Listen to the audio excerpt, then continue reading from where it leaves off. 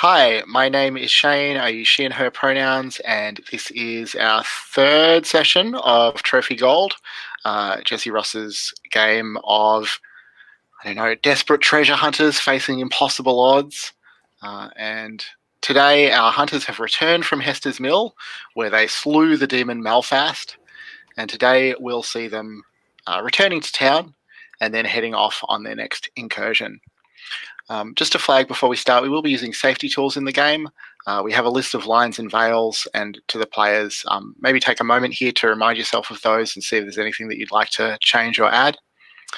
We also have the X card and the open door for anyone who needs them, and we're playing under the Gauntlet Community Code of Conduct. For today's incursion, like subject matter wise, do expect some violence and gore, probably some body horror, and definitely some harm to ancient and majestic sea creatures, I think, is what we're looking at. This game was organised through the Gauntlet gaming calendar. The Gauntlet is an online community that plays and talks about a whole bunch of role-playing games. You can check us out at gauntlet-rpg.com. If you're watching this and you're not playing with the Gauntlet yet, then at the end of June, we're having a Gauntlet Community Open Gaming Weekend, and we would love for you to come. Those will all be free, one-shot, two-shot, short games for free for anyone who wants to come and try it out. A great chance to sort of dip your toe in the Gauntlet and see if it's something that you would like to stick around for. That's my intro. So now I'll ask my players to introduce themselves. Just your name, the pronouns you use, and anything else that you want to tell us about yourself. And also, of course, your character's name, their pronouns, and who they are or sort of what their deal is. So maybe we'll just go left to right across the character keeper. So Gerald, can I get you to go first? Sure, yeah. I'm Gerald, he, him pronouns. My character's name is Mahira, who also uses he, him pronouns. Mahira is currently is a ranger, but their prior life was a farmer who encountered some rough times and essentially had his land plagued and wants to bring freedom to Tyrolos is his primary drive. Thanks. Nice.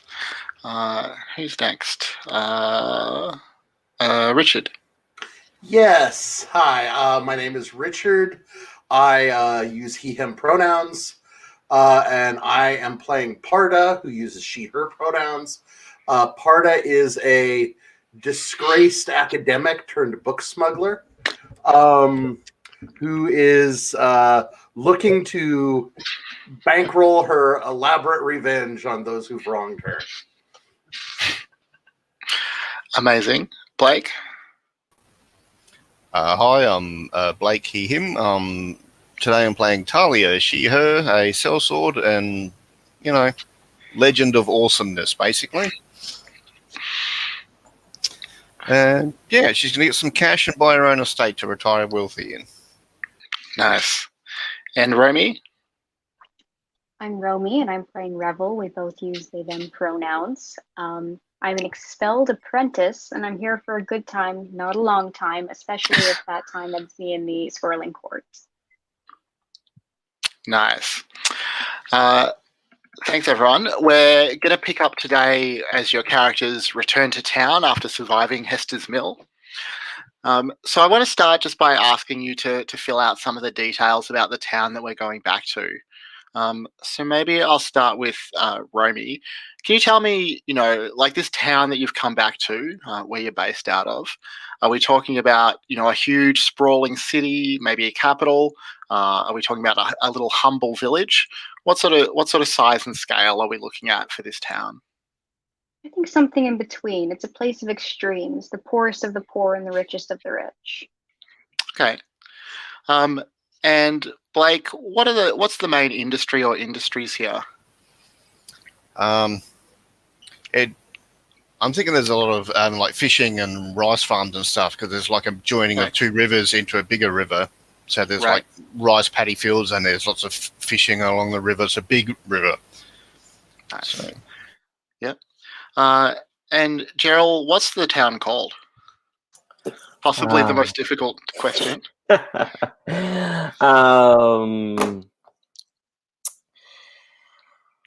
Oh, I apologize. Yeah. Why not Ypsilon? Ypsilon? Great. And Richard, near the end of the last session, you accepted a devil's bargain that whatever was howling in the night around Hester's Mill would pick up your scent and start following you. So now that you're back in Ypsilon, when you thought that you'd come back here safely, what sign do you see that something has indeed followed you here? I think that like on the way back, we have kind of a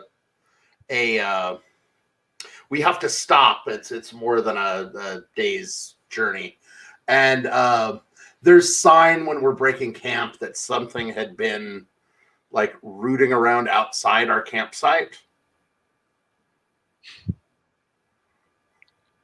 Nice. Do you have it, like, what do you figure out about what it is, or what makes you think that it's something that's following you and not just something that happened to be there that night?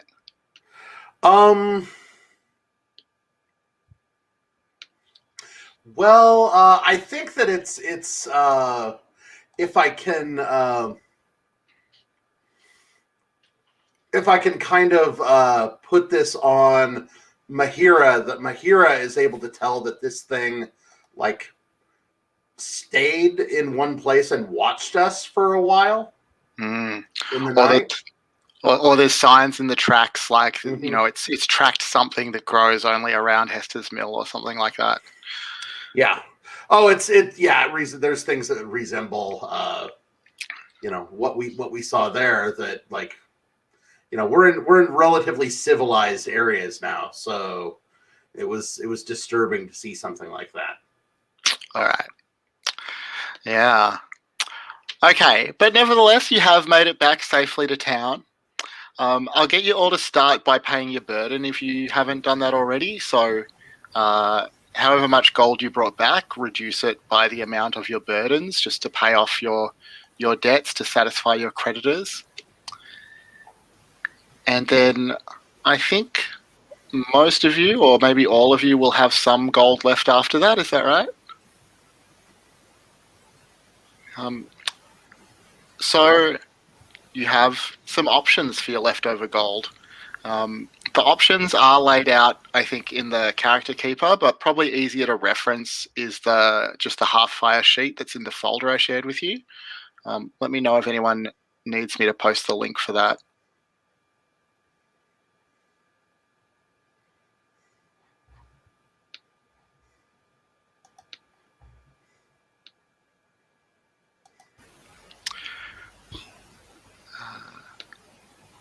I'll just post a link in the chat in case anyone needs.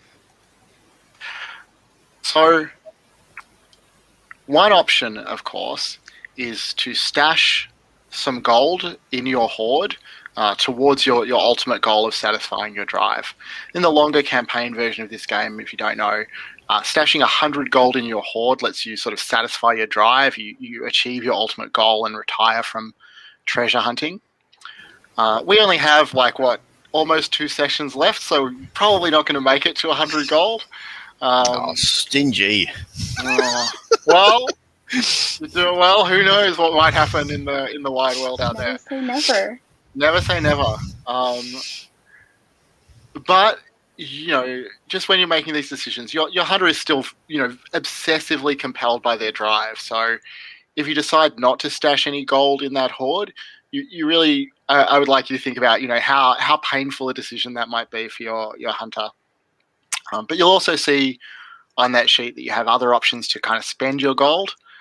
Some of you surely need to spend some gold to heal your ruin. So your ruin doesn't reset between incursions. You need to bring it down.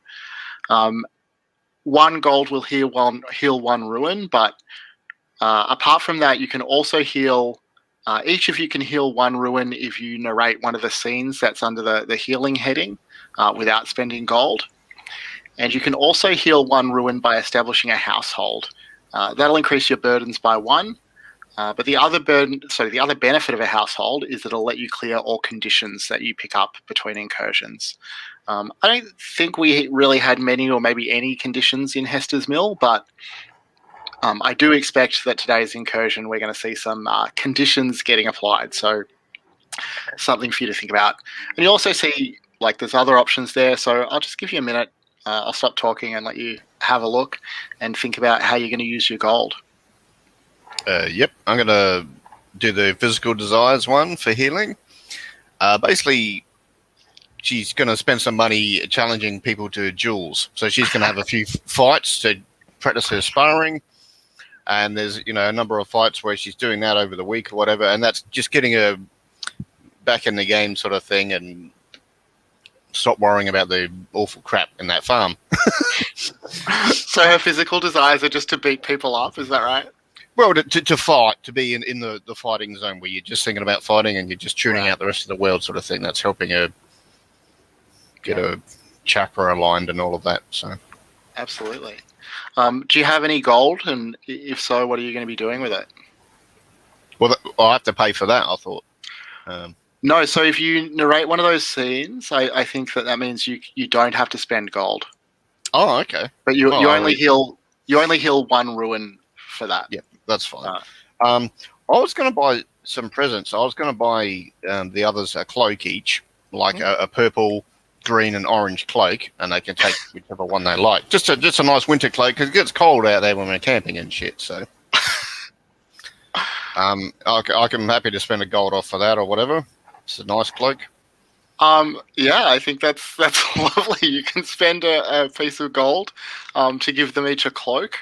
The other hunters... It's a decent quality cloak. It's not a piece of shit. It's to keep them warm while they're out camping in there. Yeah, that's very generous. All of you are welcome to mark down the cloak in your backpack items as a piece of equipment that you may be able to use during an incursion for something. How do you all respond to this unexpected generosity from Talia?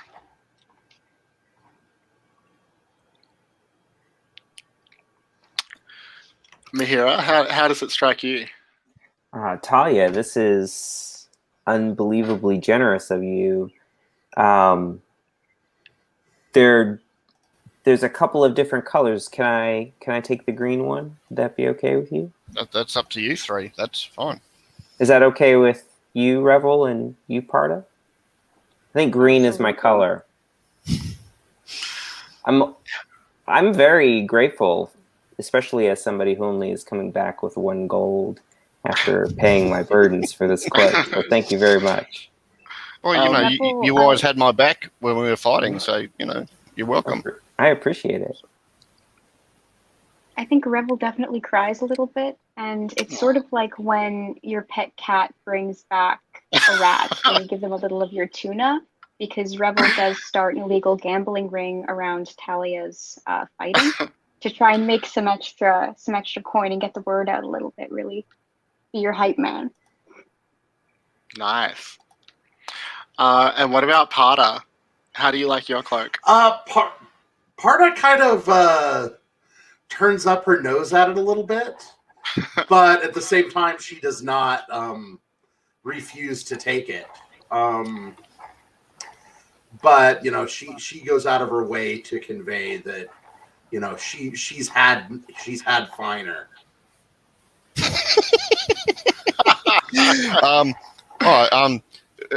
Charlie was saying, were you interested in this? And there was Diabolus that was summoning the demons in at Hester's Mill. This is their journal of sort of what they're up to in that. Did you want that? Because you're a book person. I suppose I could find a use for it. Well, I don't want you to burden yourself. I just thought it might interest you. Yeah. No, yes. Parda can never express genuine feelings or gratitude. So, she makes it. She turns it around as though she's doing you a favor. Well, Parda, now that we're talking, I did want to ask you something.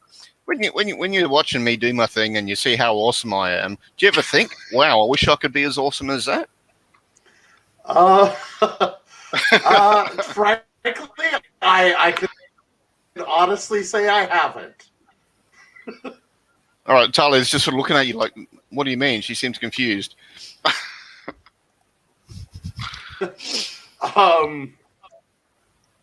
Yeah. How would so Tempted to propose a risk roll to get out of this without offending Talia further, but let's not wait. Yeah, I think that. Well, I mean, Parda can think on her feet.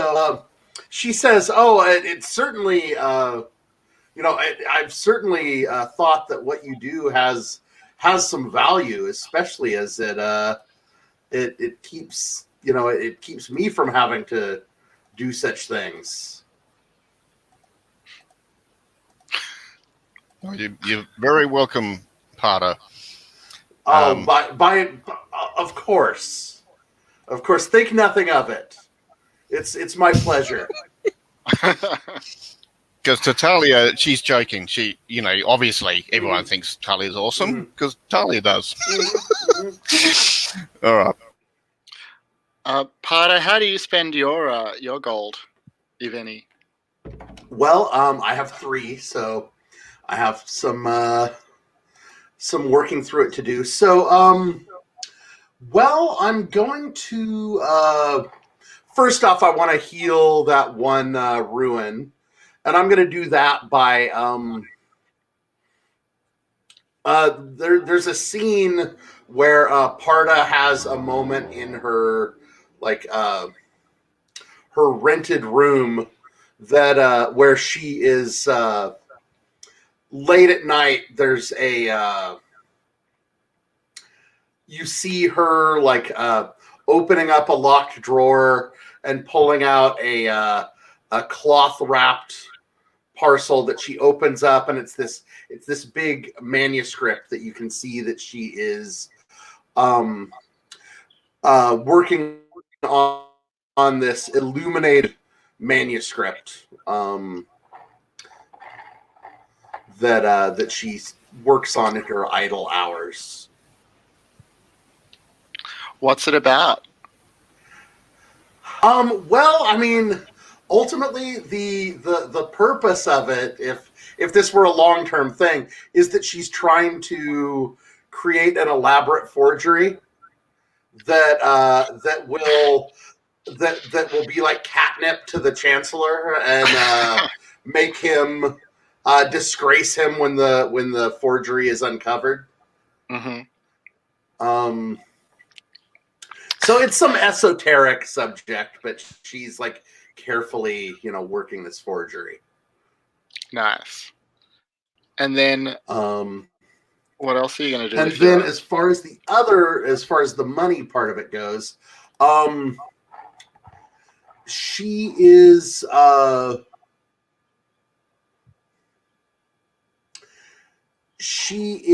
going to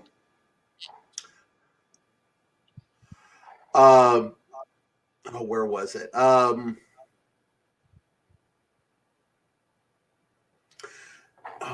was just looking at it. She's going to open up a crossed out slot with equipment. Mm-hmm. So what's the equipment? So the equipment, I think that she needs. Well, I'm actually going to look at the list and grab something from there. So if you mean just the general backpack list, you can just pick those items out during the incursion to fill one of the unfilled slots in your backpack. You don't have to. That's right. Specifically buy them. It's just if you if you mark off an item, like if you've used up your rope or something, you can uncross it by spending a gold. Refill. Do I have to do that for my combat equipment when I use the? No, combat equipment is paid by burdens. I'll be repairing the. Oh, okay. Then never mind. Then I'm not going to do that. Let's see. I guess I'm going to establish a household. Nice. All right, so that will increase your burdens by 1. Yeah. And that is she basically stakes out a rented room above a shop that's like a stationer's type thing. She wants access to all of this stuff, and it's got one wall is completely covered in her inventory of books that she's moving through. And yeah, that's what it is. And then I guess I need to ask you guys what mementos from our journeys together can be found in my household. So I just want to leave it open this up. Let's assume that you've gone on a number of adventures together, so you don't need to think of something specifically from Hester's Mill. You're welcome to improvise more broadly. Revel's stuff is all over the place. Trinkets that they've picked up are just on every surface, but most notably, the scarecrow is out on the front lawn. Well, sorry, the questions about what memento from your journeys together you're going to don't give to Parda for her household. So yeah, Parda would not be getting a scarecrow. All right. Revel, do you have an idea about what memento you'll give to Parda? I think some cool magic books that I really think that Parda will be into, and maybe it's misguided, but they're really pretty books. Nice. Talia? I mean, you've already offered some valuable gifts. I don't know if you want to add something else. I don't know, maybe like a jack-o'-lantern out of one of the pumpkins from the farms that we got on the way out. Nice. And Mihira? Yeah, knowing Parda's interest in books, when Mihira, who finds stuff like that, doesn't really have that much of a need for it, usually gives them over to Parda, and I think that those books often move, in mysterious ways through whatever Parda's doing. But one thing that I gave was something that I do think maybe Parda wouldn't admit to, but is a little bit of a treasure, is that it's a very, very, very tiny book. You can still read it, but you have to get the optics right, and kind of with sort of rudimentary tweezers turn the pages. All right. Well, it sounds like an absolutely lovely little apartment you've got there. So you haven't spent any of your gold yet. Does that mean that you're going to put it in your hoard? That increases your burden that by increases 1. my burdens. Okay, yeah. Actually, I'm going to take the option of spending 3 gold to take an ownership stake in a tavern. Oh wow.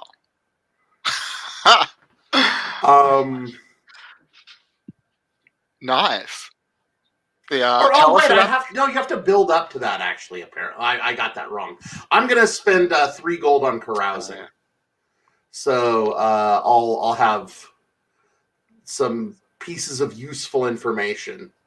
Okay, so the first thing I have to do is ask one person to name an adjective and another person to name a noun. And how about, okay, so Talia, Revel. Talia, you pick an adjective. Revel, you pick a noun. Type them in. Don't hit enter until I tell you, and then they'll both come up, and that'll be the random name of this tavern.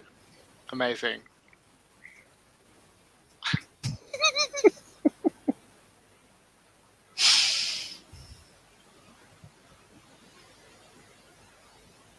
Okay, the burning mug. Okay. All right, and I get one. You can work out your tidbit of useful information before then. Then I'm supposed to describe a high quality meal I usually order at this tavern, and then you guys describe how I have it all wrong, and the fair is substandard at best. Okay, so yeah, there is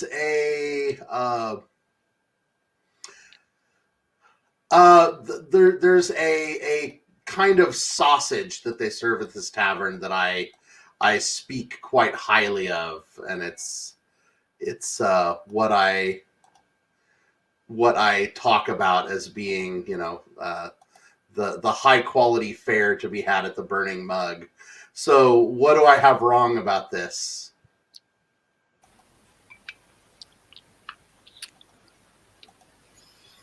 First thing that comes to mind is it's hot. It's too bitey. It's like jalapenos. It's just really bitey.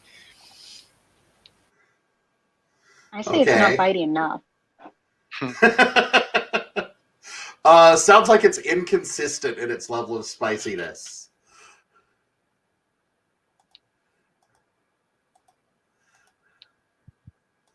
Okay, and then the third thing is, in what ways have I personalized this place or made it feel like a second home?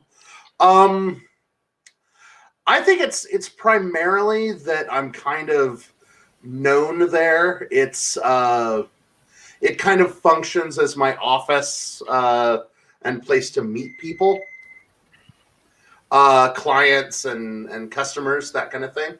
And so there's kind of like a booth that's relatively hidden from view that that people can that's like generally kept free for me.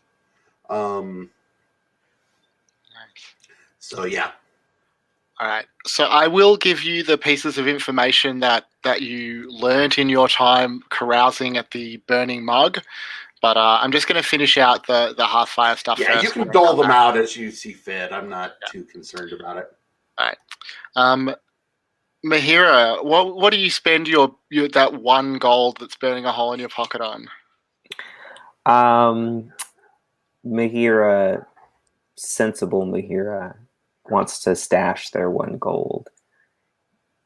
Even though in this, you know, in these tales, Mahira will never get their 100 gold, but they're very serious about their drive. So, I was thinking about stacking, if you didn't mind, just a couple of things into a scene. So I was going to go ahead and kind of like answer the where do you keep your hoard so no one can find it, but then also maybe throw in something from the healing set, string like 2 scenes together kind of thing. So I can also do 1 healing off of that. Sounds great. All right. So,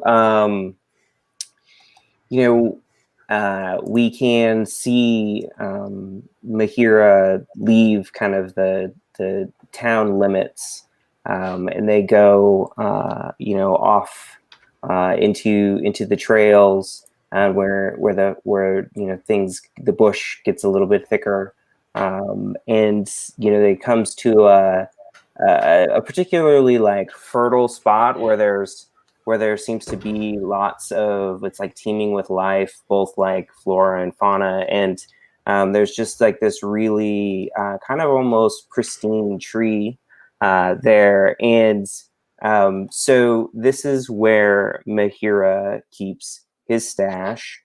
And what it is about it's sort of this counter to what happens in Tyrolis, where you know, this already struggling farming community that he was a part of was really just, they were at their wits' end. The crops were kind of failing, and what ended up happening was the soldiers from the ruling lord Elisio, they came in and they destroyed what little crops we had left, and they salted the earth, and they disbanded the community and forced several of us to go into labor and work for Elisio. So this is in Tyrolis, where, you know, all I think about is how, if I could just get enough funds together, that I would be able to convince some people to go back and to really, you know,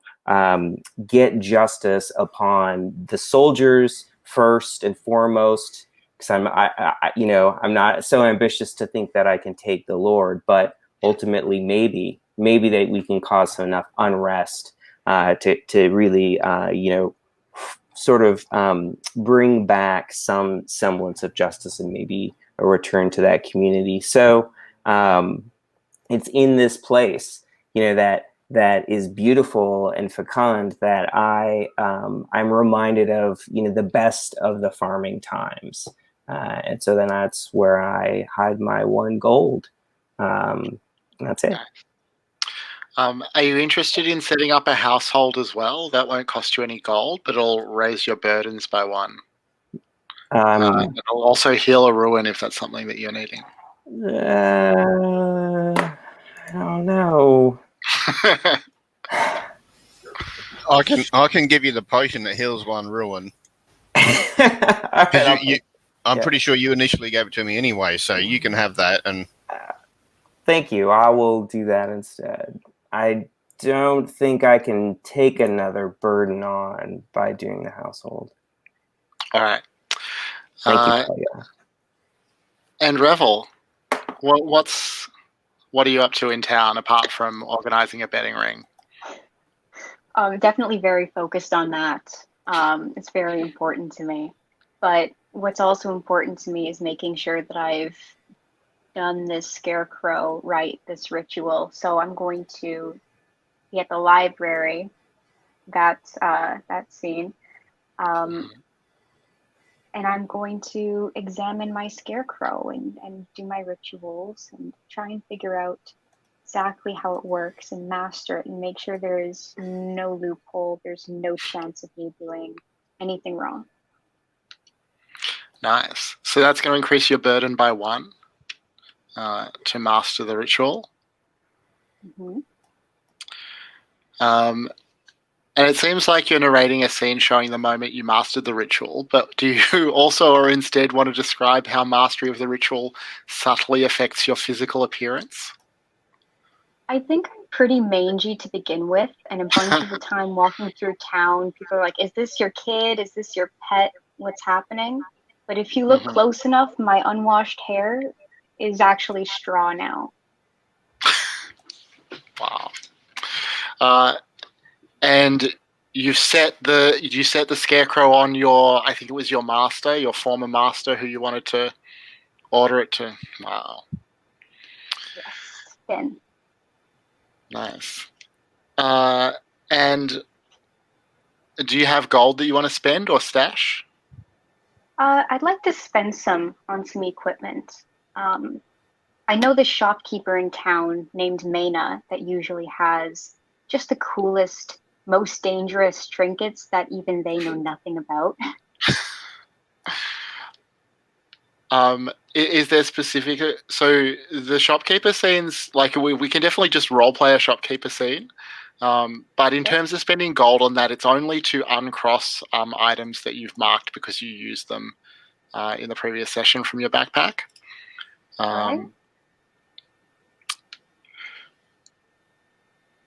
In that case, I'm going to stash my gold.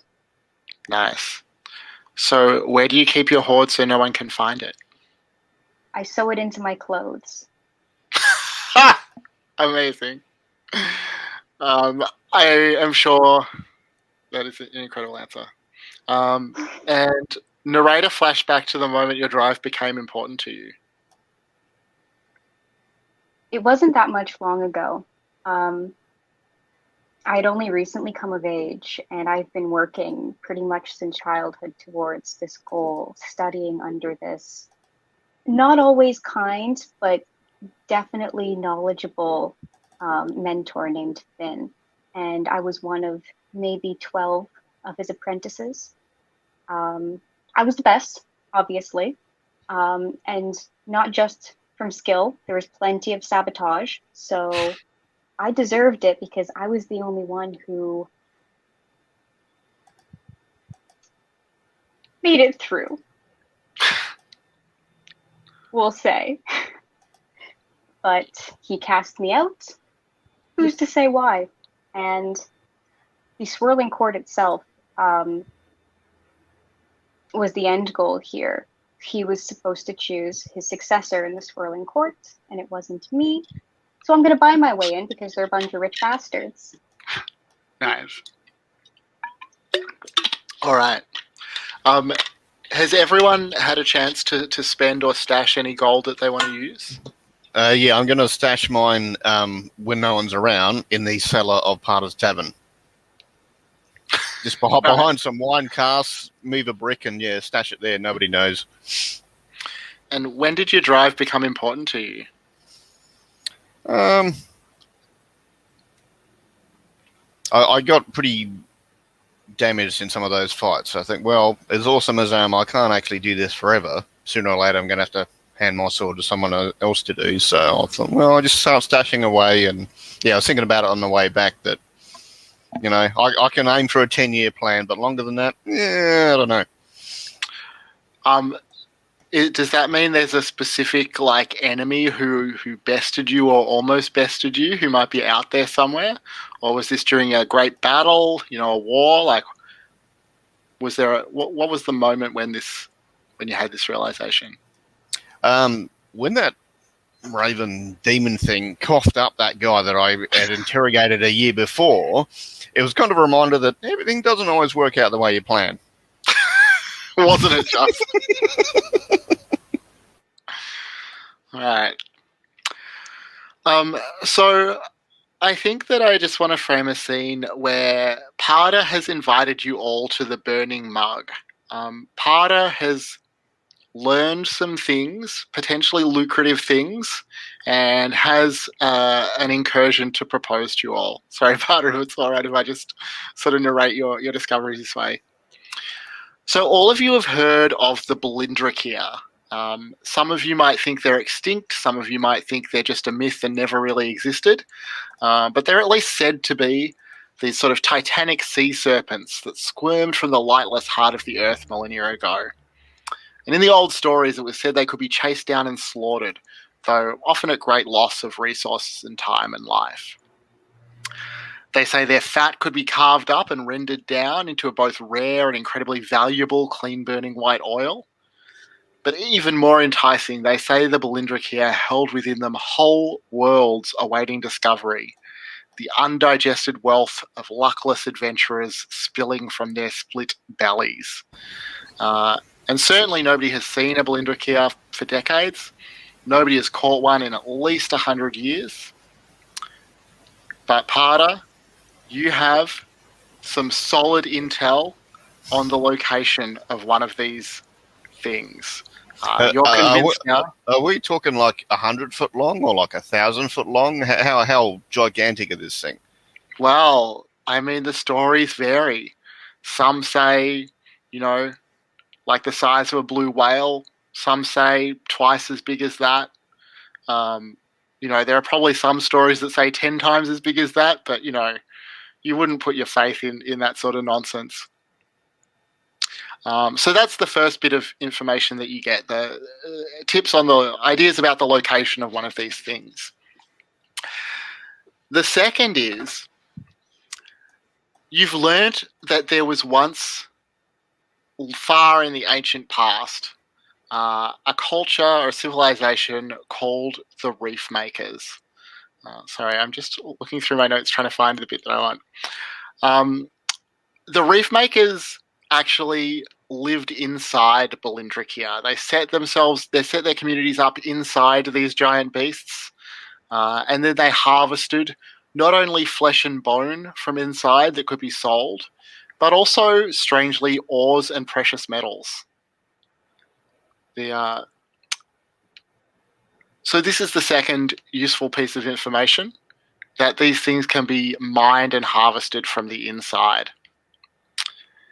I would like to leave your third piece of information kind of undefined, but just any time during the incursion that it would be useful to you, just tell me, I think I know something about this, and we'll just deal with it that way. Is that good for you? Yeah, that totally works. All right. So we cut to an intertitle. It says 6 months later, and you're all standing on the deck of a ship.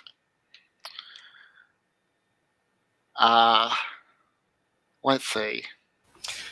Can I just say I left my baby snakes in town in a place where there's lots of mice under buildings and stuff?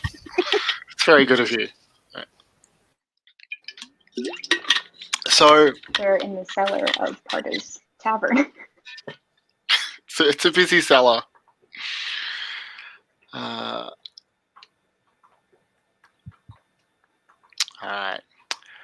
So you and the brave crew of your ship, the Chimera, 150-foot three-mast bark, have managed to track the wreckage in the wake of the balindrakir's passing. It is far larger than any of you anticipated, with a body at least 300 feet long. Its form is far bulkier than that of most whales, and its teeth seem to be designed for both tearing and sifting of marine detritus. Had it been ready for a fight, no ship of any fleet could have hoped to survive. But fortune seems to have smiled on your venture. The beast's movements seem feeble, as though it's been sickened in some way, and its eyes are filmed over with milky white cataracts. You have lanced it with hooked spears, piercing its thick hide and attaching wooden barrels along its length. At first it tried to dive with these intact, dragging them under, but it was repeatedly forced to surface again, each time a little more wearied for the effort. And for nearly 2 months now, you have harried the beast across the chartless seas, and at last it is too tired to outrun you. In time, your shipmates hope to recover some measure of its bounty to restock the ship's depleted stores. And the beast lets great heaving gusts from its blowhole, and those terrible eyes fix flat and grim upon its fate. Mahira, you're a ranger accustomed to natural things. How do you feel, seeing this great and sickened beast? Well, all great things and small things come to an end of their life cycle. I think in some ways we got incredibly lucky, and yet it's also a little sad to be taking advantage in this way. I keep that to myself, though. I just set my jaw kind of, grim and am occasionally, saying something about this great beast, but not letting on that I'm kind of a little sad about it in my own way. Fair. How are the rest of you feeling?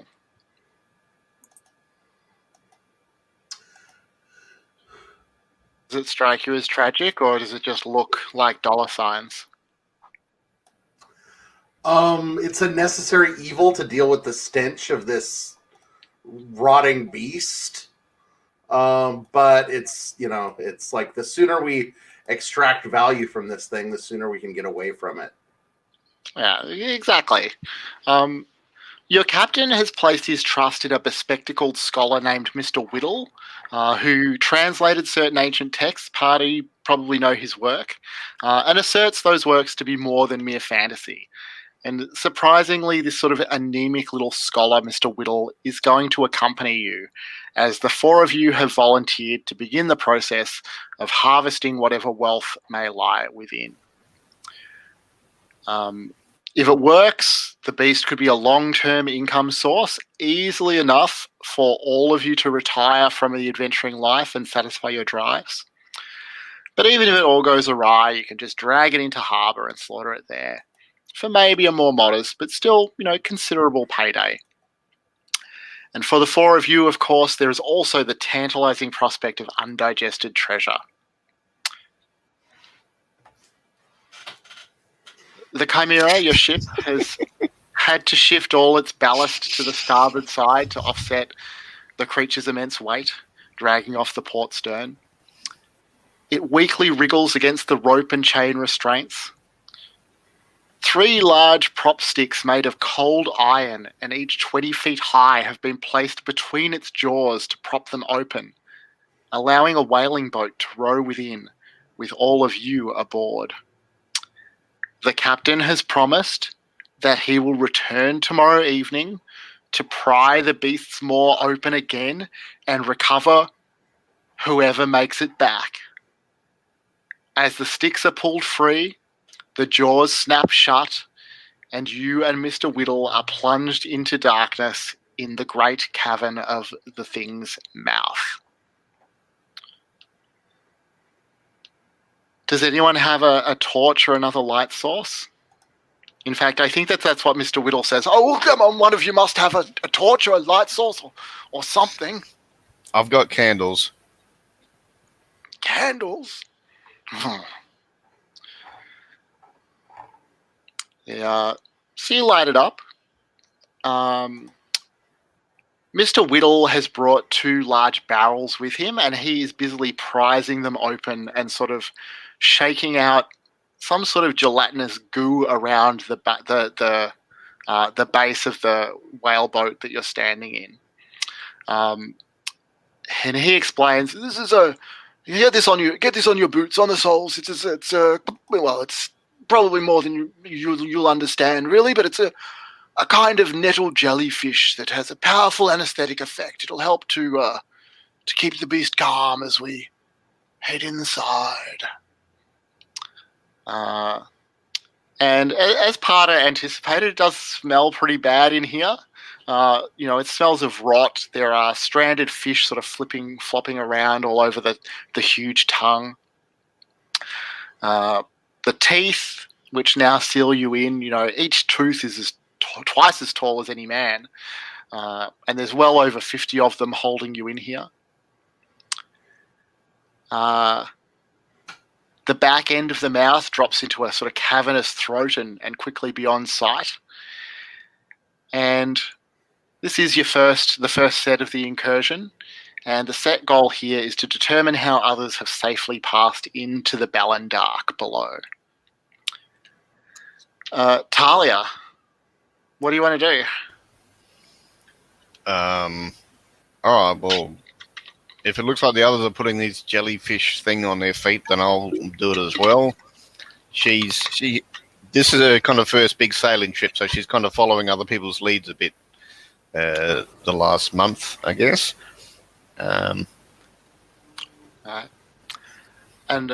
So who is the first to climb out of the whaling boat, or what do you do before you leave? Mahira? Yeah, I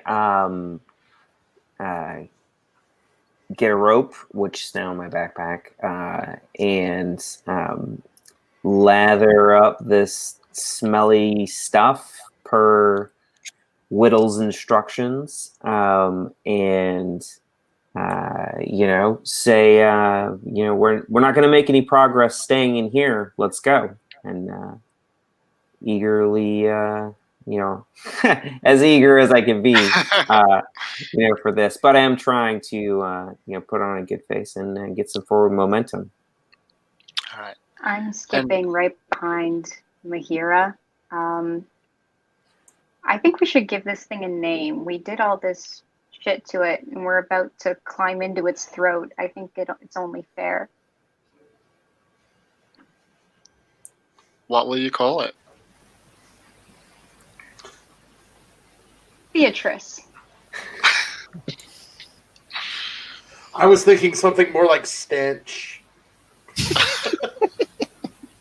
Beatrice Stench, our good friend. Parda, will you also step out of the whaling boat? Yeah, but Parda's definitely going to be the last one to go. Yeah. Talia? Yeah, so I'm third in marching order. All right. And then Mr. Whittle looks sort of disparagingly at you, Parda, and says, "Well, fortune favours the bold," and steps on out of the boat with a large leather-bound volume tucked under his arm. So, Mahira, you were out first. What do you do once you set foot on the tongue? That's exactly what I was thinking. Is that you know the the size of this tongue is so, it's so incredibly large that you actually almost need to traverse it like these protrusions are plants. And so I'm like kind of, saying like, let's look and go towards further in down its gullet. And that's, I'm thinking of fish and trying to use my knowledge of animals and fish to extrapolate out and to make a good, a good estimate. But it's kind of, it's a hunt. I'm trying to like figure it out and lean on some of my previous experience. Yeah. So you hear a kind of a loud gurgle from the end of the mouth where it plunges out of view, but go ahead and make a hunt roll, I reckon, as you just start to explore. I think you probably have a relevant skill. Is that right? Yeah, I think like I was saying, I think what is it? Beasts, Yeah. like I said, I was absolutely. kind of like yeah. All right. Let's get into that dice channel. So that's just hunt 2? Yes, I think. Yeah. 4. So you get a token, but you encounter something terrible. Let's see. I think that as you start to walk towards the back of the throat, you're not really sure what it is, but you definitely saw something like maybe the size of a man's fist, like a big, thick fist. Maybe it crawled between 2 of the teeth quickly. You're not quite sure. You can't see it now. Maybe it was just movement. Maybe it was just the reflection of the candle. You're not too sure. Revel, are you... Oh, sorry, go on. I was actually going to say, I'm just, I won't even say anything to Revel or Talia, the two that are closest to me, because I don't know for sure what that was. Yeah. Revel, are you just following along behind Mahira, or what do you want to do? I'm following for now. Definitely looking around, but not trying too hard.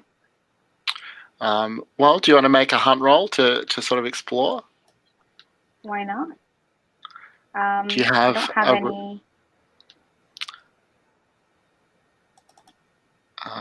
So you can get a dice if you're using a piece of equipment that would help you from your backpack or from the backpack equipment list.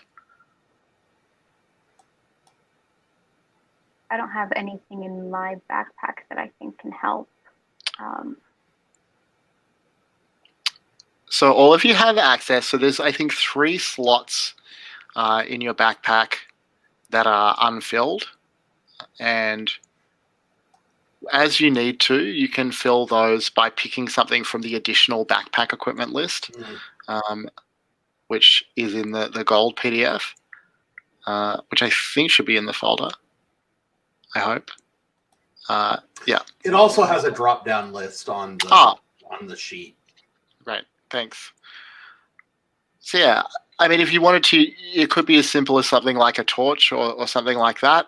Or you might, you're welcome to come up with a creative use for a pot of tar or whatever you want. I think a whistle. I'm going to whistle and I'm going to see what the echo sounds like, how deep down this throat goes, if anything whistles back. That is very good. So go ahead and make a hunt roll. And is that 1 or 2? Sorry.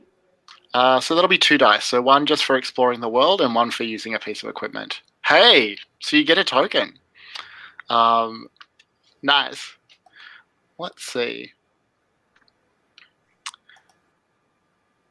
So it certainly echoes, but it seems to echo mostly around the mouth that you're in. You don't have a sense that there's like a long open passageway that extends down or anything like that. All right. Mr. Whittle will speak up and say, "Well, are we just going to stand around in here? Everything interesting is down there. You." I whistle again just to drown him out. Well, he's sort of poking at Talia's shoulder now. "Why don't you go on, find us a way down? Your friend has a rope." I'll just stare at him and say, "We'll go when we're ready, and don't touch me again." Mihira, after you.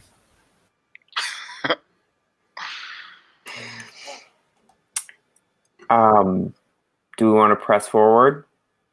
I'm kind of, yeah. All right. I don't see. Mr. Whittle looks at you incredulously. And yet Parda non-responsive. We're not pressing forward if Parda has their... Well, sooner we move forward, the sooner we can come back out. All right, cool. So yeah, let's go forward. Mr. Whittle, is it? Yes. Yes. Do you know much about the physiology of these balindrakir? Well, I have studied extensively, but I must say my knowledge is mostly theoretical in nature. So this is your first time inside one? Oh my word, yes. There can't be anyone living who's set foot inside a balindrakir. Yeah. So you wouldn't know what comes Except next? for us! The five of us, think of it! So you don't know what comes next? You don't know if it filters the feed early on or anything like that? Well, according to my books, it should be a safe rappel down the throat, and I believe we will then find the most of the more valuable, scientific material, either in the lungs or the stomach. The lungs of the stomach. All right. Well, with that, I think we should go. We should go forward then. All right. Can I just check what's Parda up to at this point? Parda is actually she is kind of ghoulishly fascinated by this environment, and she is going to be. She's going to take a torch, which I checked that off on my list, and she's gonna see if she can get this thing to react at all by holding it near the tissue.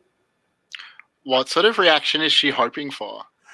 Well, she's hoping that it might cause an involuntary muscle reaction that might open its esophagus more. Mm-hmm. Okay.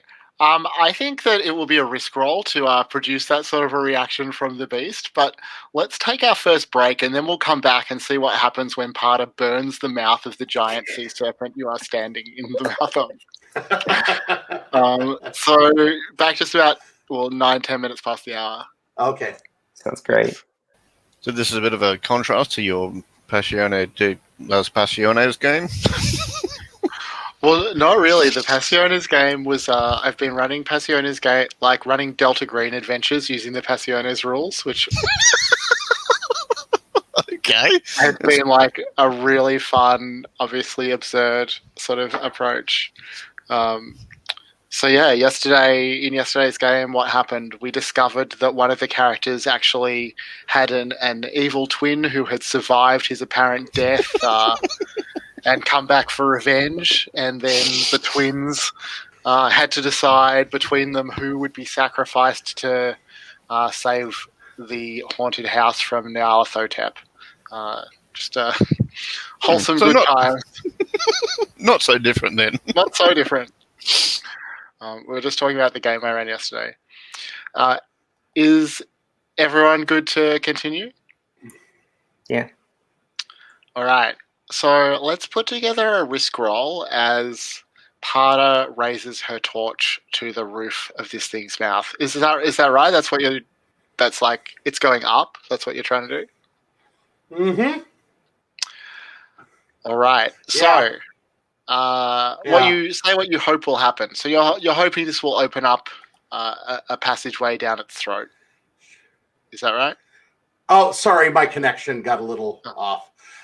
Yeah, that's exactly what I do. All right. So ask the other players and the GM what could possibly go wrong. Let's start with Romy. Can we come back to me? Sure. Gerald? So Parda wants the throat to open up. Mahira is worried that this action is going to cause the throat to constrict and tighten around us in a deadly embrace. Blake? It's going to like cough or gasp quickly, and our torches and candles will go out, so we'll be in the dark. Romy, did you think of something, or do you just want to pass here? It's not actually fully dead, and this is kind of like a defibrillator. Oh, it's definitely not dead. It's sick. It's dying. Okay. This wakes it up then. I think what could go wrong is that it turns out that the jellyfish nettle you're wearing on your feet is flammable, and you drop your torch and start a fire.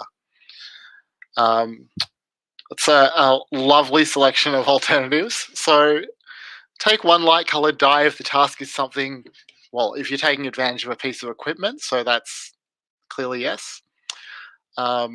Take a second light dye for accepting a devil's bargain from another player or GM. Does anyone have a devil's bargain that they'd like to propose? So something... Oh, no. I'm back. Sorry, where did we lose you? I'm not sure how long you were gone. You lost me at when people started talking about what could go wrong. Oh, well, don't even worry yourself. It's going to be fine. Okay. All right. So, is this going to be a risk roll then? Yeah. Well, we were just going to propose devil's bargains, and okay. I will start with this Mr. Piddle, Mr. Riddle. What's his name? Riddle, yeah. Mr. Riddle is an agent of the Yogi Carter Lyceum Chancellor. So he's got his eye on you. That is a good one. Gerald, do you have a devil's bargain? Oh man, that's so good. I don't want to leave Parda and out to pick another devil's bargain. But I did have already this thought, so I will share it, which is just that that regardless of whether or not your gambit works, you actually and not the feet catching on fire or anything like that from the nettle jelly, but that you do burn your hand, and so that you always have, when you're reading a book, a visible reminder of when you tried science. Yeah. I think if you accept that one, we'll give you the condition burnt hand as well, which is really just sort of fictional. Yeah. And Romy, do you have a devil's bargain to propose? It seems like a go-to for me, but this makes it give off some sort of secretion that you get covered in. I think those are so good that I won't offer my own at this point. Parda, do you accept one of those? I'm going to go with the first one. Yeah. I like a good story complication. So. Yeah, that's great.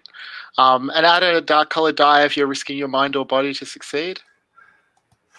I don't think so right now. I reserve the right to do that later. Yeah, but, of course. So is this a risk? Risk 2, I think. Yeah. 4. So on a 4, you succeed, but there's some kind of complication. No, I'm gonna add a dark die. All right. So that's risk 2-1. Oh, worse. But you can add a dark die and re-roll. So at the moment, the result you're sitting on is you fail and things get worse. Yeah, I know. I'm gonna do it. Yeah, I'll do it. How bad could it be, really? Oh, You need the /. Yeah, I just missed it. There we go. Nice. Couldn't be better. That worked out great. So on a 6 you succeed. Describe how. Okay. Yeah, I think that this causes the beast to have a involuntary reaction that causes its throat to dilate. Yeah, so all of you feel this sort of breeze open up as its epiglottis prizes open in involuntary response. None of you are quite close enough, I think, to the back of its mouth to actually see that happen, but all of you, recognize that is what's happened. That worked, shockingly enough, and that you can open the epiglottis just with a torch to the mouth. And kind of rolling high on my success, Parda's going to take the lead, at least for the moment. And what does that look like? She's just like, well, what are you waiting for? And she's like walking toward the back of the mouth. All right. Do you want to make a hunt roll to see if you find something back there? Sure. And I don't think I have a skill that's relevant here, so right. I think this is just a hunt 1 and a 6. Right. So at this point, I think that the group has enough tokens that you could consider just spending them to achieve your set goal. If I weren't trading this in for gold, unfortunately. Oh. Yeah. Just right immediately I'm trading it for gold. It's so unfortunate that happened entirely outside of my control. Well, I think that then what you find is that around a back, one of the upper teeth in the back, a length of steel chain is hanging down, and a piton, is that how you say it, has been driven into the molar very securely. It looks like the chain has actually been partially absorbed by the gums of the creature, kind of like a tree will engulf a sign that it grows around. But the piton itself, it's a fine make, engraved with a blessing entreating the intercession of the reef maker gods. You can get that out and it's worth 1 gold. Okay.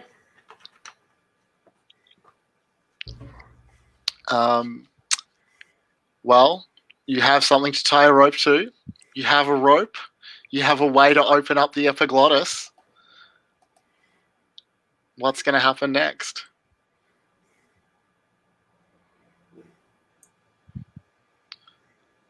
What do you say we tie this rope around a tooth? And why not tie it to the chain? Yeah, even better. Very good, very good. Yeah, I'll just remove this piton to make the chain accessible, and I'll dispose of that. I'll go first. Wow. So I'm going to ask whoever. I was going to ask whoever goes first, and now I will ask Revel to make a risk roll to see how successfully you climb down the throat. So, what do you hope will happen? I hope I'm gonna go down smooth and nothing there when I get in. And everyone, what could possibly go wrong? Well, she could trigger a swallowing reflex and get pulled down further while the throat constricts around the rope. That's a good one. Revel's pronouns are they, but That's a great suggestion. Blake, do you have anything? So, are we going towards the lungs or the stomach? Good question.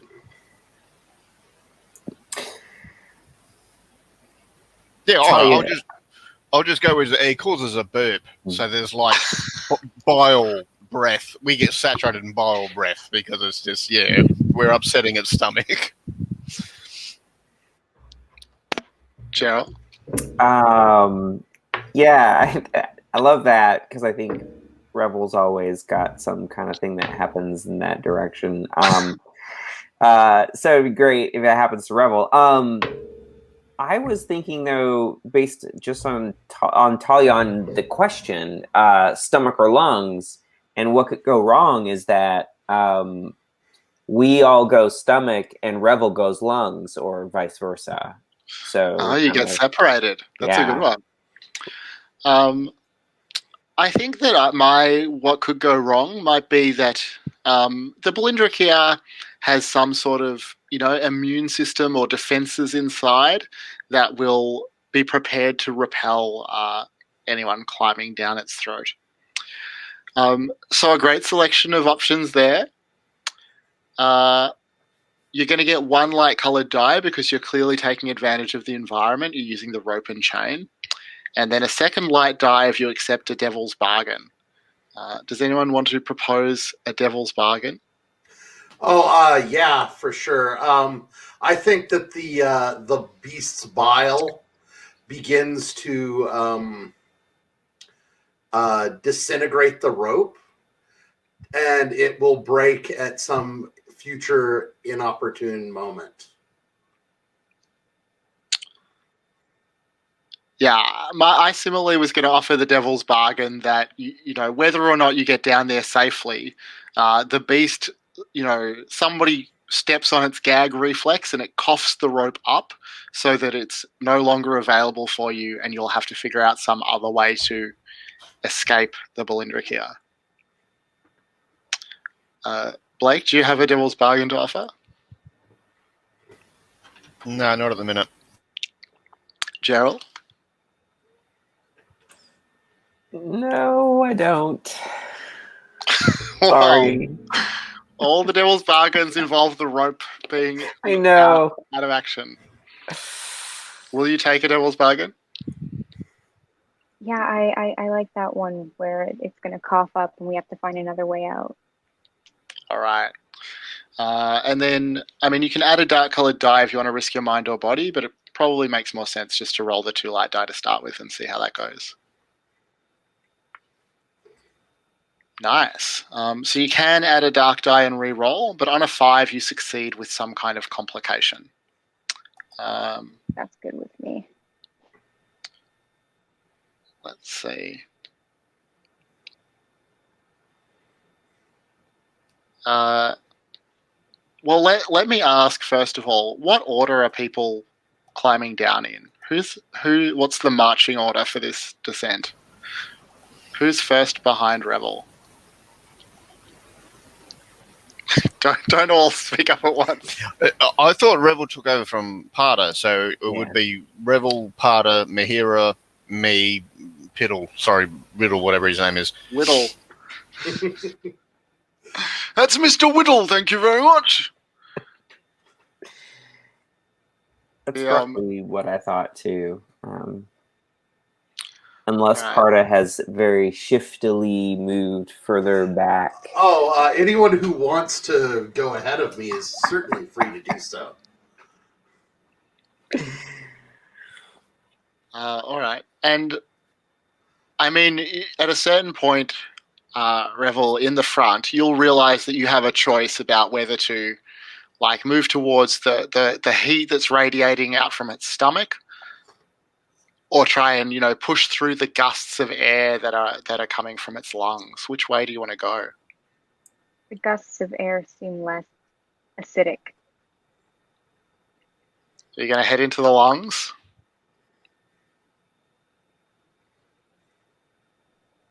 Yes. All right. So in that case, you'll all arrive in your next set. This set is called the Plural Depths, plural spelt Pleural. I assume that's an anatomical term that I am unfamiliar with. The set goal here is to discover the source of the rot that is killing the beast, the balindrakir.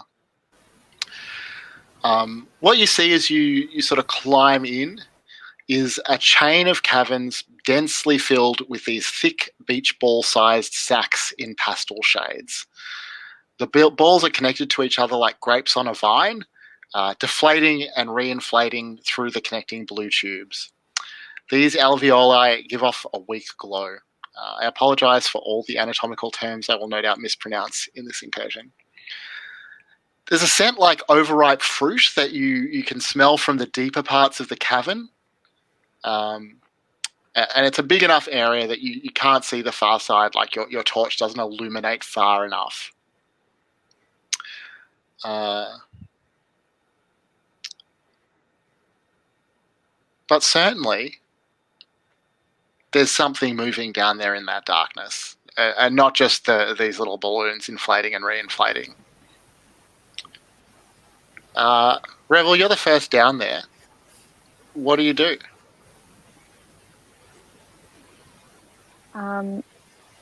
Do I still have a torch?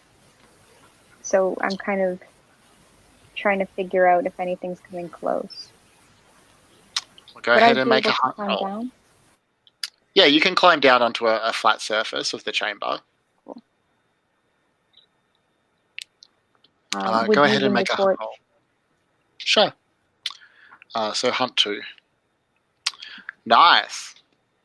Are you interested in spending one of your tokens exchanging it for gold? I'm going to spend 1.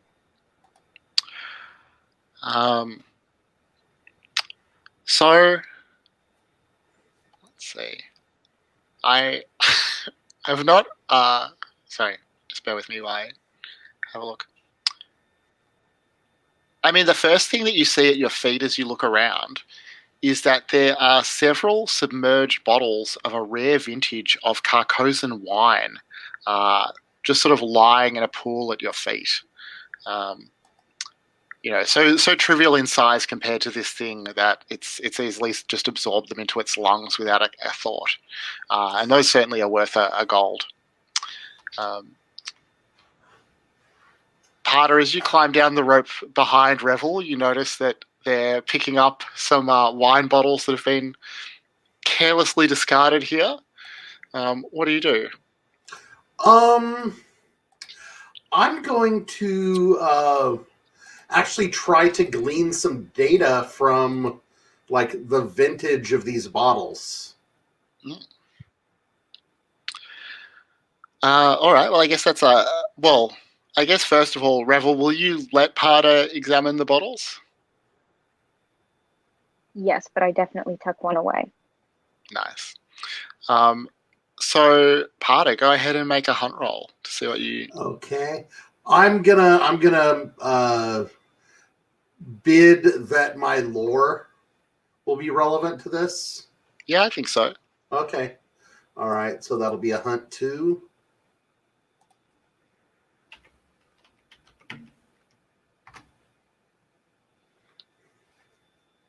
Six. Nice. So I think, yeah, I mean, I think with that roll, you recognize these. There was a famous. The reason these are so rare is because almost the entire, I don't know what you call it, like almost this entire year's supply of this particular wine was lost when a ship was sunk mysteriously at sea. Within reasonably recent memory. Maybe it was 5-10 years ago. Maybe more recently than that. All right, I'm gonna file that away in the form of gold.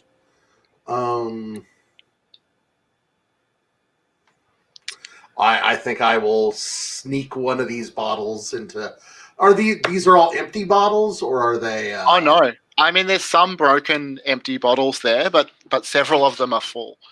And Yeah, I'm gonna grab a full bottle and hide it away, squirrel it away. All right. So the two of you are both still just like standing right at the foot of the rope where these bottles are, and you can hear Mr. Whittle from up above. Clear out of the way, please. I'm trying to get down. Can't hold on to this rope forever, you know. Trying to carry this very important volume. Mahira, was it you down next, or Talia? I think so. And yeah, land with a thud and step forward and see what Parda and Revel are up to, and give them a look, but I want to press forward a little bit further, but I got to yell up to Talia to get bring the candle. I don't have a torch. All right. All right, I'll come down and I'll have a candle in one hand and sword in the other. I wasn't actually expecting things down here, but once we heard that movement, I was like, okay, now I've got to take it seriously and sword out. Yeah. So then, once you're down there, do you set off to sort of explore the chamber to push on into the darkness, or what do you want to do? I want to go towards that fruity smell. Yeah, the rot smells like a sick animal. Yeah. Is the whole group going to head that way together? What are Parda and Revel doing? Revel's following. And Parda? Have you frozen again? I think so. All right. Well, hopefully Richard will be back with us shortly. So, Talia, I think that you were leading the march down into the back of the chamber. So go ahead and make a hunt roll. Okay. I mean, I've got a candle, but I don't really have a relevant skill except maybe defense. But not using defense quite yet. Hunt 2 or I think it's just hunt 1. I think the candle by itself probably not enough. Ta-da! There we go. Did you have any tokens? No. All right. It's all good. Bring it on. So what you see is, as you get closer, you can still see this movement in the darkness. Something like they look like roughly humanoid size, but only one of them like emerges from the darkness close enough for you all to actually see it. It's, well, like I say, it's kind of humanoid size, but it's this sort of sinuous centipede type thing with multiple taloned arms, very much like human arms, down the length of its white torso. It looks like it doesn't necessarily look aggressive. It looks more curious, but it's definitely coming towards you. I'll say, can you understand me? It sort of makes a chirring noise, but it doesn't respond intelligibly. Okay.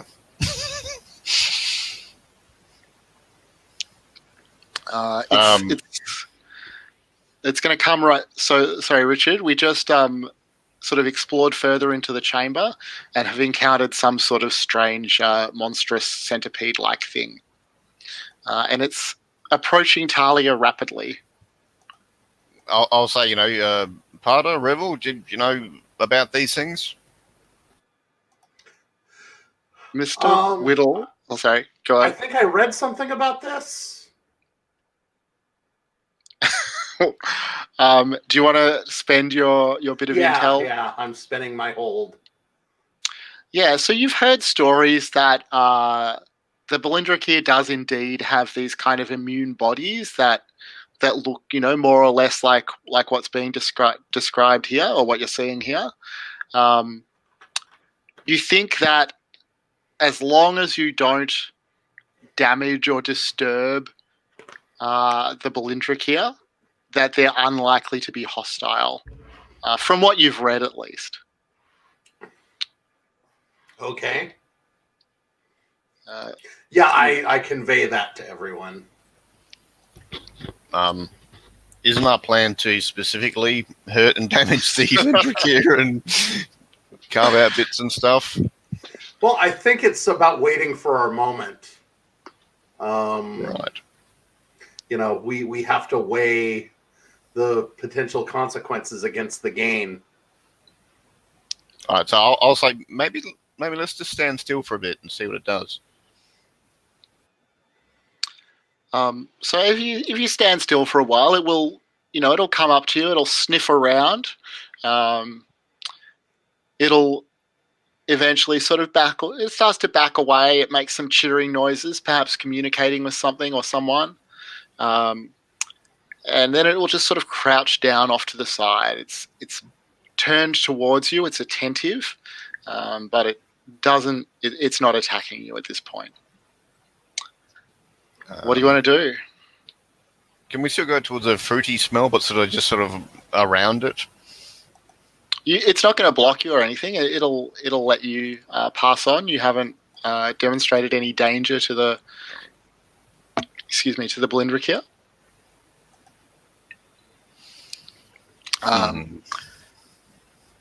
So you head on deeper into the cavern. The smell gets thicker, and you see that some of the balloon-like organic structures here don't inflate. They're grey or even blackened. And you can see that these dead spots, as you progress, sort of tend towards a far wall of the cavern. There's a clear sort of direction that the sickness gets worse in, and the smell. Is there like an object in a wall or something, or a creature spreading it or something? Or is it just the sickness? Well, so far, I mean, as far as your torch sees, you're not quite sure, but you can, any of you who'd like to make a hunt roll to see if you can follow that to its source are welcome to do that. Revel's definitely, I'm taking a closer look at some of the grayer bits of lung and where it's getting really bad. I feel like I've worked with a lot of animal products in my time as an apprentice, and maybe I can see what's going on here. Sure. Go ahead and make a hunt roll. Do you have a relevant skill? Or a piece of equipment you want to use? Well, yeah, okay. I'll buy that. So hunt 2. Right. Nice. The spot likes me. This week, it's fickle, is my experience. So I mean, you like. I don't want to just say things that are too obvious from what I've already described, but it's clear that there's some sort of infection here. Talia asked if something has kind of stuck in it, and you think that that's consistent with what you're seeing. It looks like maybe something has torn the side of the creature or something like that, and this is an infection that's spread from some sort of wound. I passed that information kind of on to everybody. Do you guys think we could like cut into it, see if there's something in there?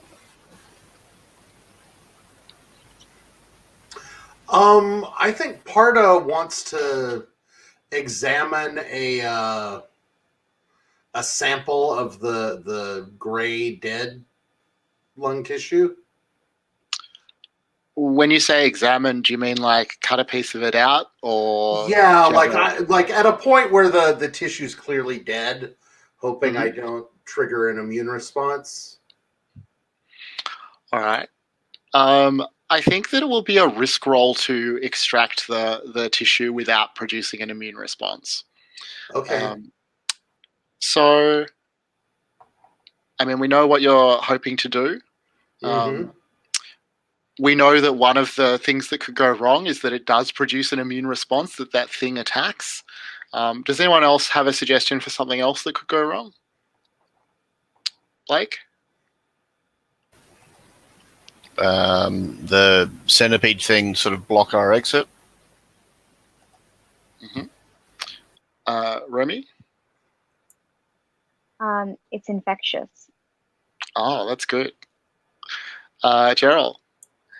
Yeah, you like puncture too far in something leaks in some other body fluids, or I don't think you'd puncture the wall entirely and we've got like an ocean thing, but something you go through and something else, not an immune response, but like something else comes in. Well, like blood or, yeah. Well, that seems like a great selection. Let's build a dice pool. Do you have a skill or a piece of equipment that's going to help here?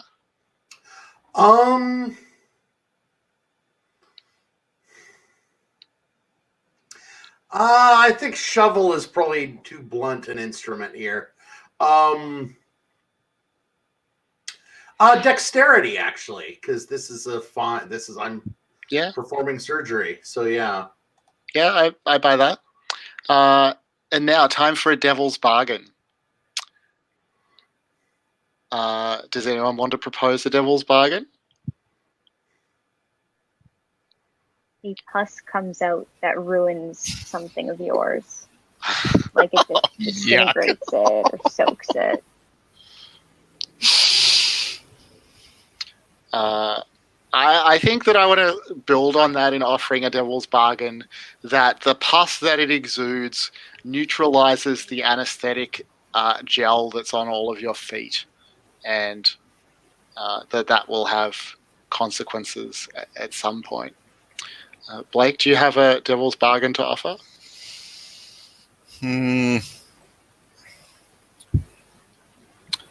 Yeah, what's his face? Mr. Whittle knows it's infectious and he bumps you accidentally, so you get some on your skin. All right, I think this time I'm not going to take any of them. Gerald, did you have a devil's bargain that you wanted to offer? No, we're good. Yeah. We're good. You go ahead. Sure? Richard. Okay. Yeah. Okay. All right, no devil's bargain. Just one light die. I assume you're not going to start out with the dark die.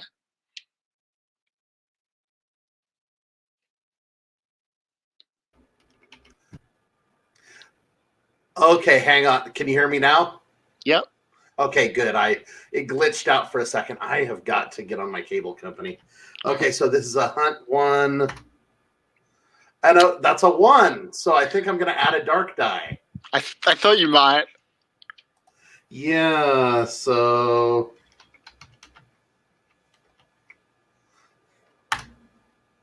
Oh, wait. Why did it not... Yeah, I don't know. It It seems like it should. I'll try that again. Oh, sorry, it's risk, not hunt. Oh, sorry. That's why. Sorry. That's... No wonder.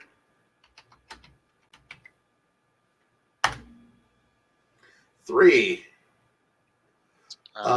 Which is not higher than my ruin, so what the hell? I'm going to add another dark die.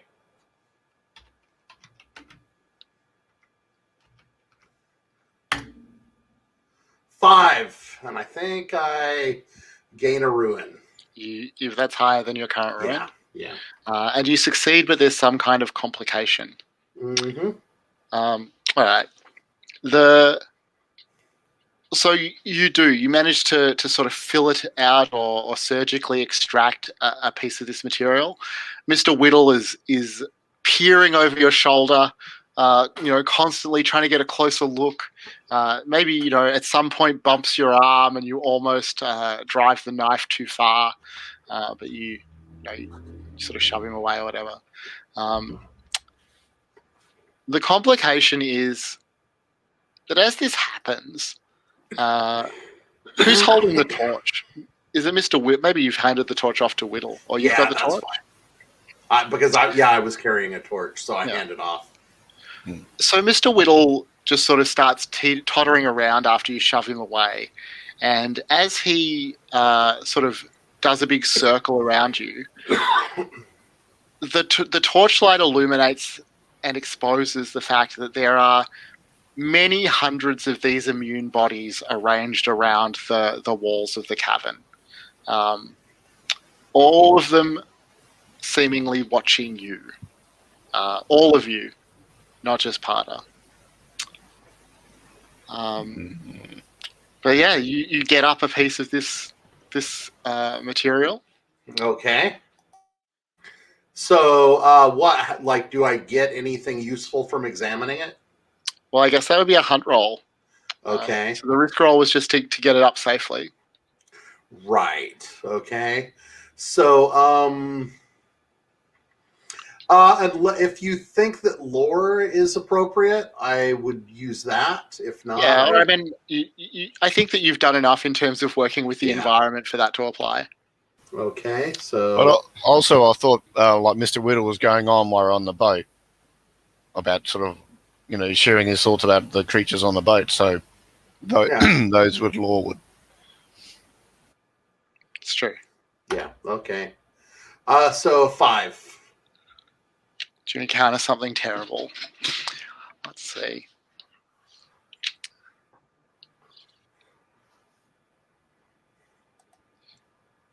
All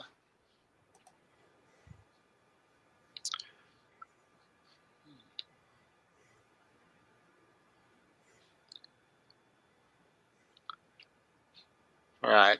So I think that examining the material, it doesn't really produce any information that Revel hadn't already, been sort of figured out.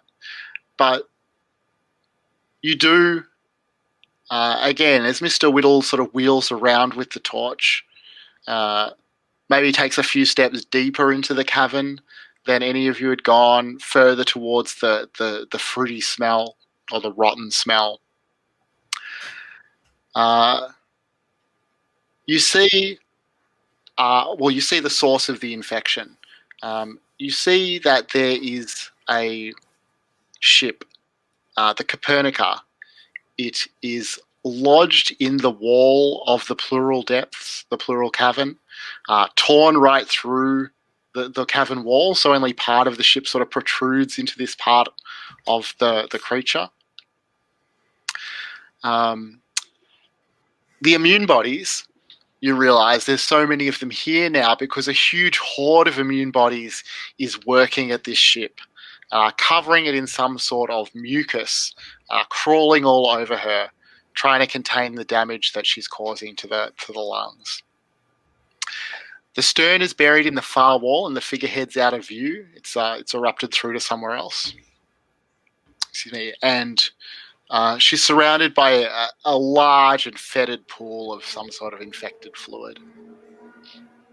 And I guess that satisfies the set goal for the plural depths. You have discovered the source of the rot that is killing the beast. But you are welcome to continue to explore. Or to head on, to climb onto the ship, which is a separate set, or to head back or to continue exploring here, or to head back and try and get into the stomach. Mahira, what are you thinking about or thinking of doing?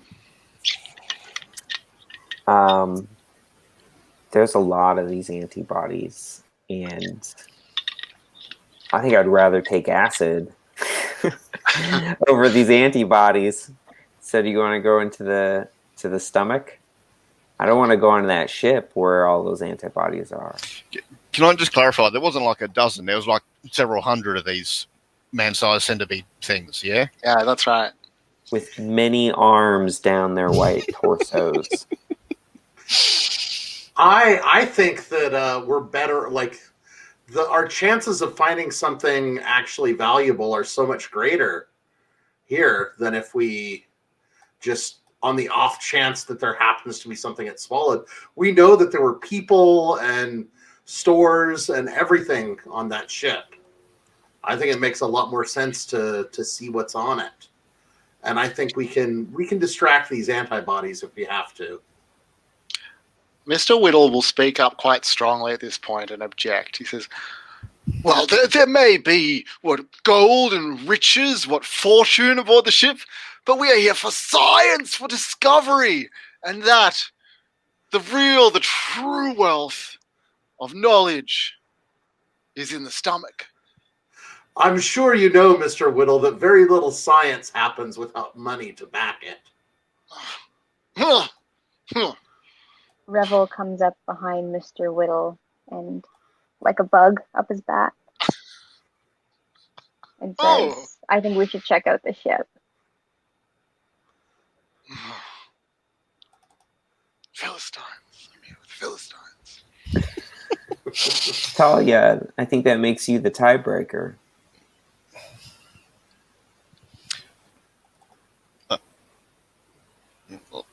This wasn't the hunt, the fight I expected. So you, Mahira, understand how creatures work in that.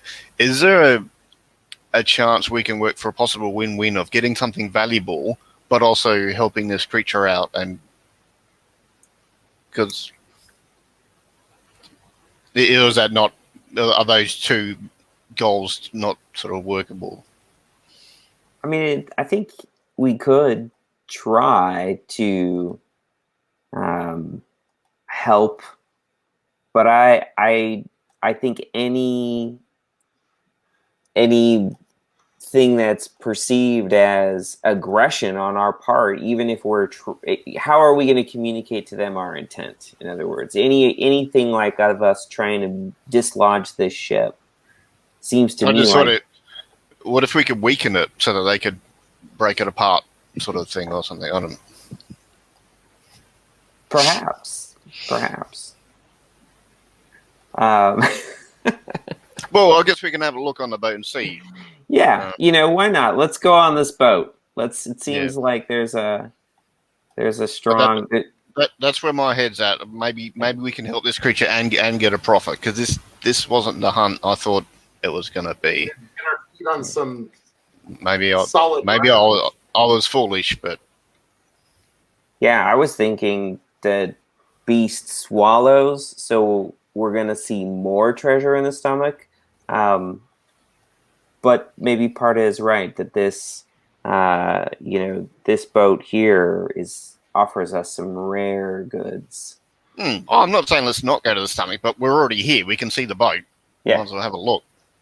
All right. Yeah. I'm sold. All right.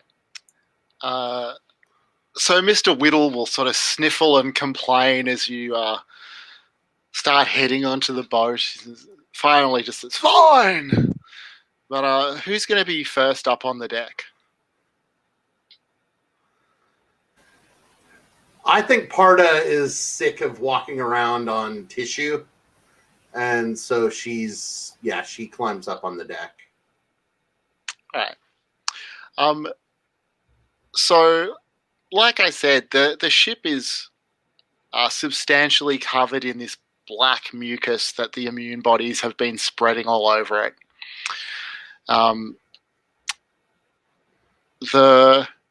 It has like perforated the lining of the pleural cavity. So you think, you can't really see from here, but you think that ultimately you could sort of climb through the ship into some other part of the beast's body. Yeah, I think I'll leave it there. Well, the set name that you're entering now, the set is called Inside the Wreck of the Copernica, and the set goal for this part of the incursion is to discover the fate of the Copernica. You might think its fate is quite obvious. It is buried in the interior of a sea serpent, but there is more to learn. Actually, maybe because we're close to the hour, this is a good spot to take a short break, and we'll come back about 4 minutes past the hour. Sounds good. Mahira, just while we're waiting for Richard, do you want to collect something from the pleural depths, or do you want to wait until you're up on the deck of the ship and find something there? Yeah, I was just thinking maybe like while we're on the ship, just find something there kind of thing. As we pirate skull with a bunch of gold teeth or something. Yeah.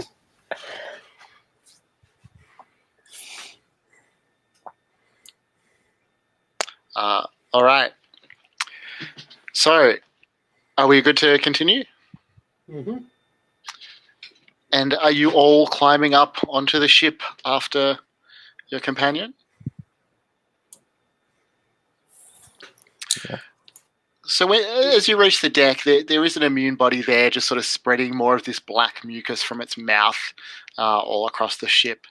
And it looks up as you climb onto the deck, and it concludes that you're, not hurting the thing any more than it's already hurt, and it just continues with what it's doing.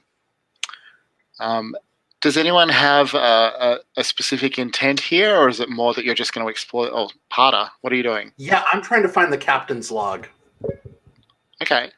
So I guess like heading below decks to try and find the captain's chamber or something like that. We'll go ahead and make a hunt roll. All right.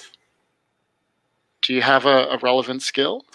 I think from my reading of seafaring tales, etc., I've acquired the lore of of how a ship like this might be laid out. Yeah, okay, I buy that. Okay. So 4. All right. And can I just ask, is everyone else going to head below decks with Parda, or are some of you going to stay upstairs? Probably don't call it upstairs on a ship, but Yeah, I think I would be above deck, on deck, hovering just above the deck. Parda has too spontaneously gone down, so I'm still up. all right. Talia, you're staying on deck, or were you telling me that's the proper way to say upstairs? No, yeah, it's on upstairs. I'll say to Mahira, I got a pickaxe. The big beams across the hull on the inside of the hull. What if I took them out so the boat would be weaker? Would that? You think the antibodies would like that, or maybe? You know what I was wondering was if this, if we could imitate this mucus somehow, if that might be of help if we can like seal even more of this boat than they're capable of. But your approach seems more immediately straightforward. Okay. Ravel, are you part of this conversation, or are you heading below decks with Parda, or something else? I think I'm heading below deck with Parda. All right. I think Mr. Whittle will head below decks with the two of you as well. But Parda, you do encounter something terrible. As you start down the staircase, or when you sort of near the bottom of the staircase, you find yourself stuck fast in the black mucus. One of your boots catches in it, and one of your hands on the rail beside you also caught, and you just, you try and finish your descent, but you just can't go any further. Revel immediately behind you probably like bumps into you as you come to an abrupt stop. What do you do? I am going to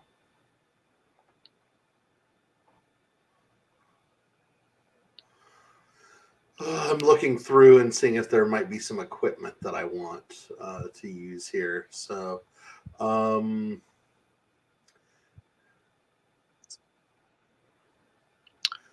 no. Okay. Yeah, Parda is going to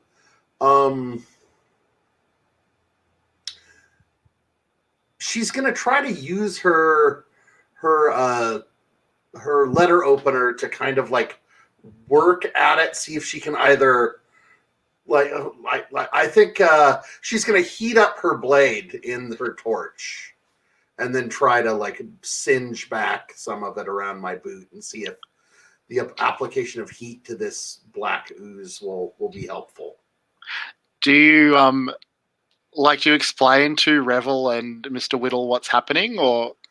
Yeah, I'm just stuck here. I'm gonna try and see if I can get myself unstuck. All right. Revel, how do you respond? I've got a torch too. I think I'm kind of helping, if possible, trying to burn some of it away. Yeah, I think well, I mean like it's on my skin, so I'm trying to really. I don't want to put the torch right immediately up against it, but I'm More like I said, dry I'm it going to out heat from the around blade maybe. and try to singe it back or see if it reacts in some way. Yeah. Well, I think this sounds like a risk roll. Okay. Where it seems clear what you're trying to do. Mm-hmm. Get yourself safely free without being hurt or without attracting attention. What could possibly go wrong, everyone?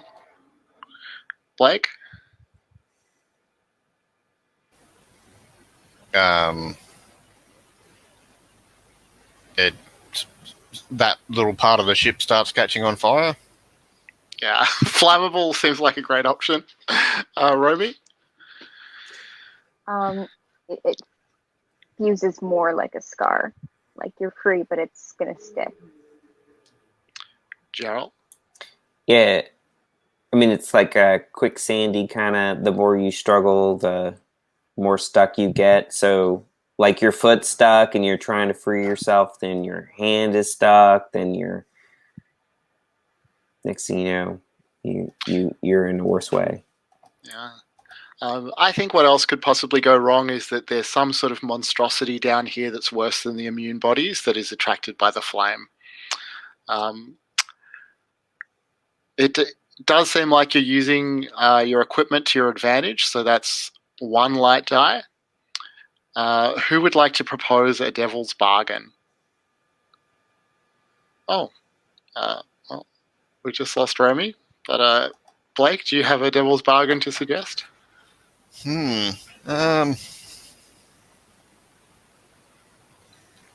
Maybe while you're kind of wriggling around, one of your books in your backpack falls out and gets ruined in the slime or the flame or something. It's not the end of the world, but it's obviously upsetting to Parda. Gerald, do you have a devil's bargain to propose? Well, the monstrosity could still be there. That's true. Failure. I think I want to offer a devil's bargain that Mr. Whittle has learned whatever he wanted to learn on behalf of Yogyakarta Lyceum. That he has the information he wanted, and now he considers you disposable. Romy, we were just offering devil's bargains around the attempt for Parda to unstick herself. Do you want to offer anything? I think Romy's frozen. Oh no. Well, hopefully they'll be back with us soon. But Richard, just go ahead and choose from the devil's bargains that are on the table if you want. Oh no, Richard's frozen as well. Oh, StreamYard is absolutely failing me today. All right, well, let's cut back to the scene up on top deck. Yes, and Blake, you're muted. That's all right. All right, I'm going to go down the hole and try and take out some of the support beams with my pickaxe. Oh, from the hall? Okay, yes. I think I have my mallet and my spikes, so I can help with that. I can go to a different location. Maybe you're on one. Because there'd be like three of them in the hull supporting that part of the ship sort of thing. We'll try and take them out and generally weaken the overall structure of the ship. So we could collapse it in on Parda and Romy. Oh, no, it's not going to go like that, but it'll weaken it enough for them to be able to get in and out quicker. Okay. And like maybe the front will collapse, and they're in the other part. So, okay. All right. Hopefully Richard and Romy are back with us now, can hear us. I can see both of you moving, which is an encouraging sign.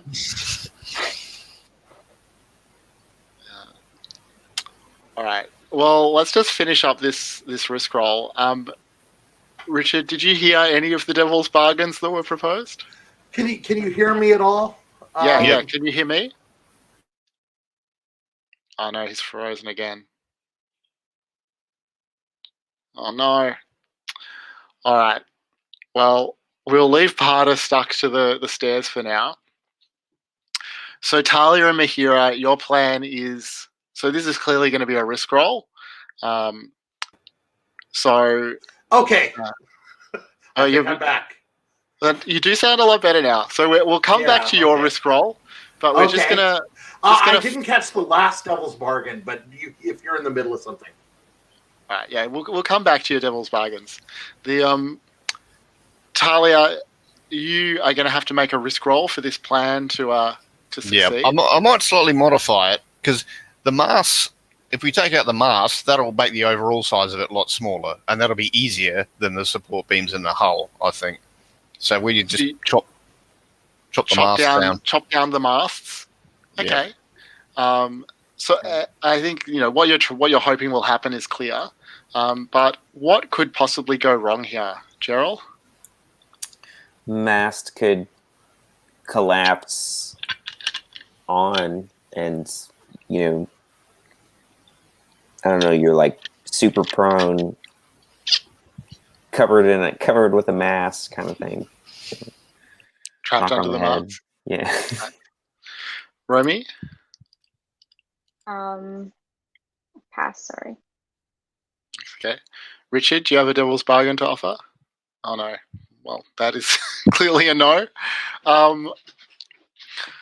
think that, at risk of just going back to the same well, the devil's bargain might be that this attracts the attention of some other monstrosity, whether it succeeds or fails. Do you want to accept any of those devil's bargains?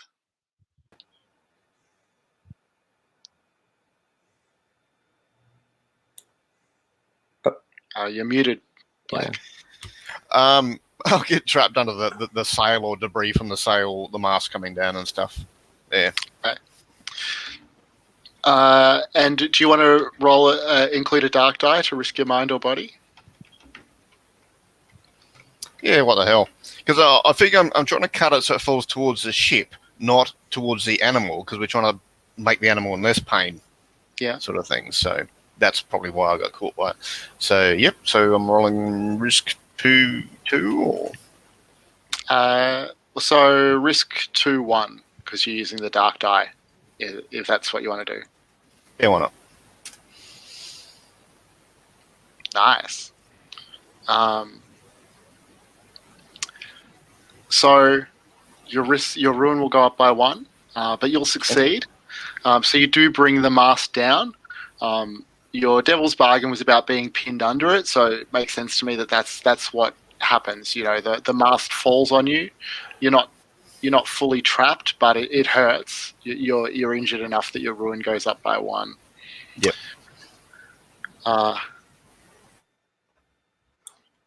Let's go back below deck then, and finish out the risk roll for Richard. Okay.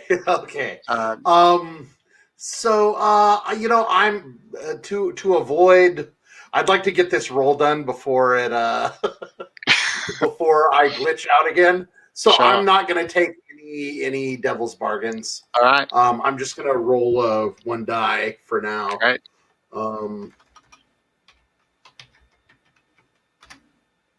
And that's a 6. Nice. So you succeed. You free yourself. You point out the sticky spot to the others, and they're able to avoid it as they come downstairs after you. Yeah, I tell them you just have to singe it to deal with it if you get stuck. And you're sort of leading them towards where you think the captain's sort of chamber might be. Revel, are you just going to follow Parda, or what do you want to do? I'm following, but I have a torch, and I'm keeping an eye out. I'm looking around for anything moving around, anything valuable. Yeah. Well, go ahead and make a hunt roll to see if you find anything. Is that me? Sorry, that was Revel. Oh, okay.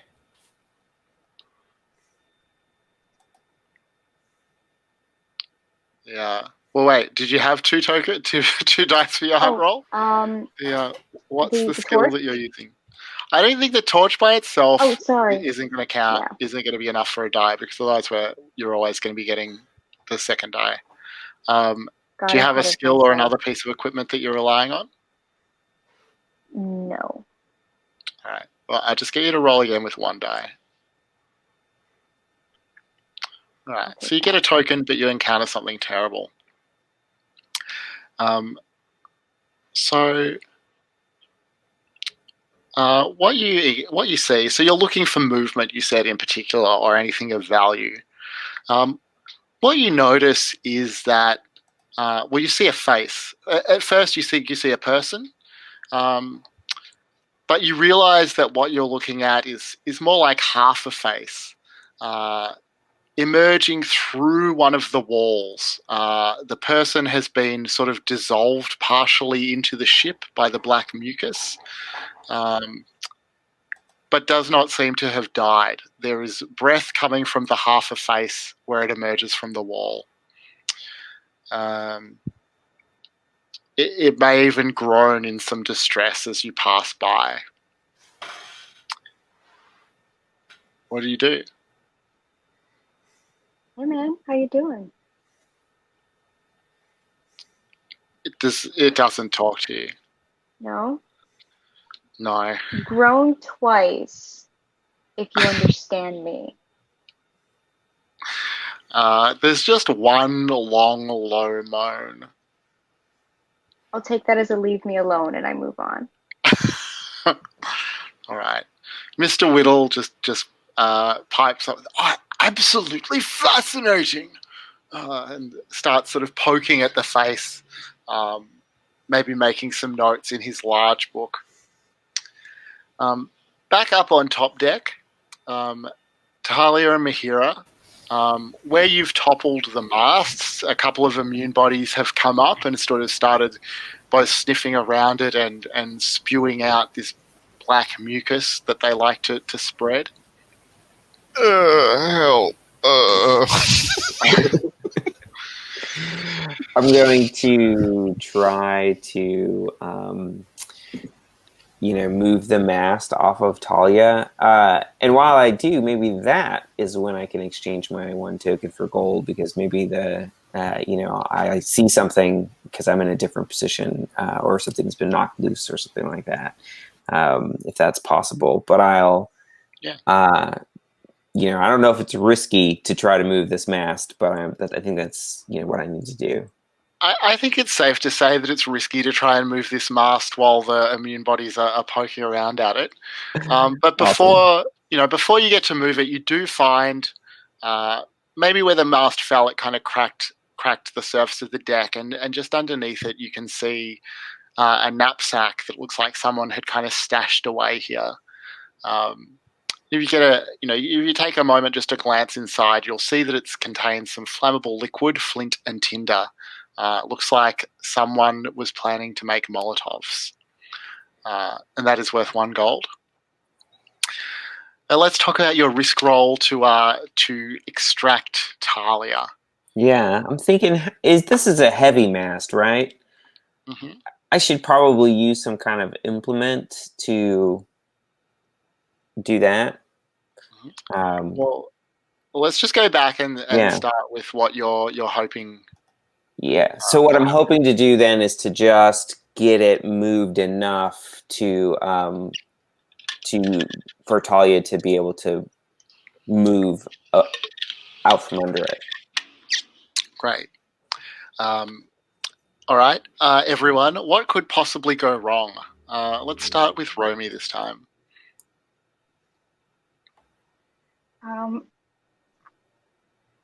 Something else is watching this happen. Yeah. Richard, what could go wrong? I think that the attempt to shift this massive weight causes the entire balance of the vessel to shift, so it kind of like falls like 5 feet, like it shifts by a big amount until it reaches a new stability. Yeah. Blake? No, they've covered it well. Blake not really wanting to offer a what could go wrong when it's your leg that's pinned under the mast at the moment. But yeah, I agree. I think that covers it pretty good. So, you said that you were thinking of using a piece of equipment? Yeah, I was thinking about it. I know it doesn't really affect the roll per se because I have to use it's something else I'm leaning into, but yeah, I think that that I do pull from my backpack like a 10-foot pole, and Beautiful. am using it to try to shift that mast. All right. So we'll talk about devil's bargains now. Does anyone have a devil's bargain they'd like to propose?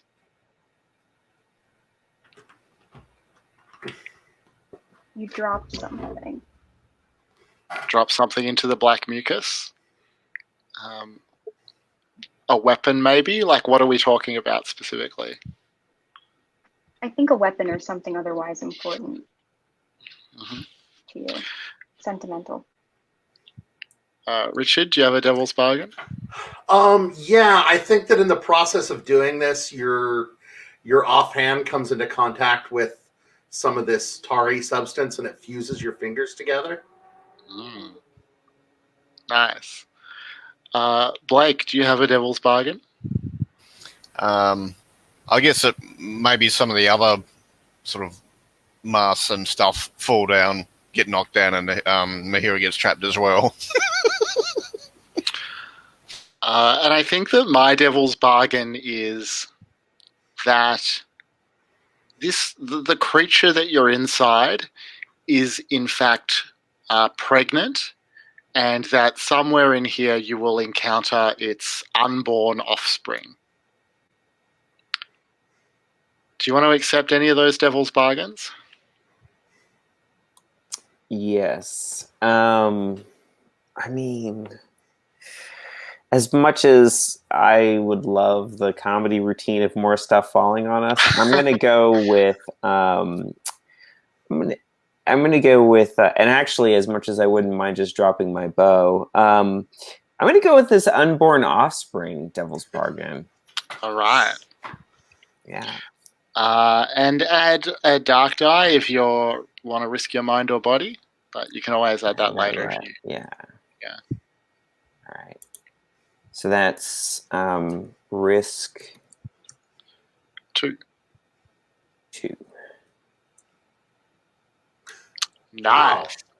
So with style, you safely extract your friend Talia. Talia, you sort of pull yourself to your feet, or what are you doing? Yeah, I'll just make sure my arms work and look around. Thank you. Because she'll be winded, she'll be stunned. She's a bit, just sort of gathering herself. Mm-hmm. And then what will the two of you do next? Do you want to head downstairs, below decks, and meet your fellow hunters, or do you want to explore the top, or? I think I'll yell out, Revel, you alright? You need help? Revel, you probably hear that booming from upstairs. Upstairs, I can't help it. I'm sorry. Just gonna give up. Am I good? Are you? Nothing's fallen. I mean, I guess that's a matter of perspective. You're inside a sea serpent. I'm all good. I guess we can look around up on deck and see what else is. Yeah, see if anything else has been shaken loose and stuff.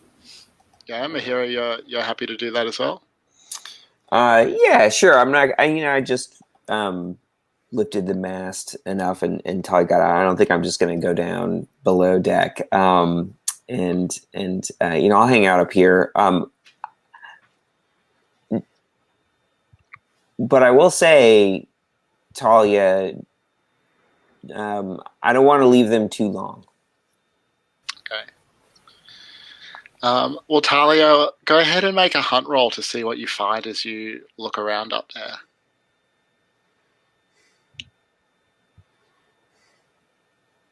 Do you have a relevant skill or piece of equipment that you're using?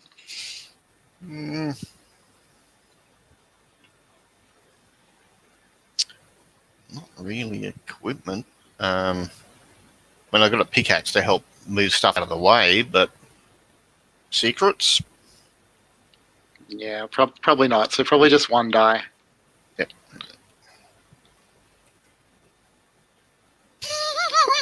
Correct. So you're sort of like, exploring, pushing stuff out of the way, trying to take care to avoid aggravating the immune bodies or attracting their attention. And as you do that, you come across, what would you even call this? It's like a pool of oozing, flailing body parts. There are parts of humans in there. Some of them look to be sailors. But there's also, there's fins and feathers. Some animals have been merged into this thing. It has huge roiling eyes melting across weeping flesh, and it is lunging at you. It is coming for you. It is clearly time that you will have to draw steel. Talia and Mahira, I'm going to get you to, Talia at least, Mahira optionally. You are going to have to fight this thing. Mahira, will you join the combat? Absolutely. All right. So, first I'll get each of you to say how you expose yourself to injury or attack. Blake, do you want to go first? There's too much crap up on deck, so I don't have a lot of foot room, so I'm going to be close to it. I can't maneuver around it too much. So yeah. I'm up in close and personal with it. Yeah, absolutely. And Mahira? Yeah, same. I don't actually have my bow out. I'm mallets and spikes still. Nice. So each of you roll your weak point. So just one light die to represent the risks you're taking facing the monster.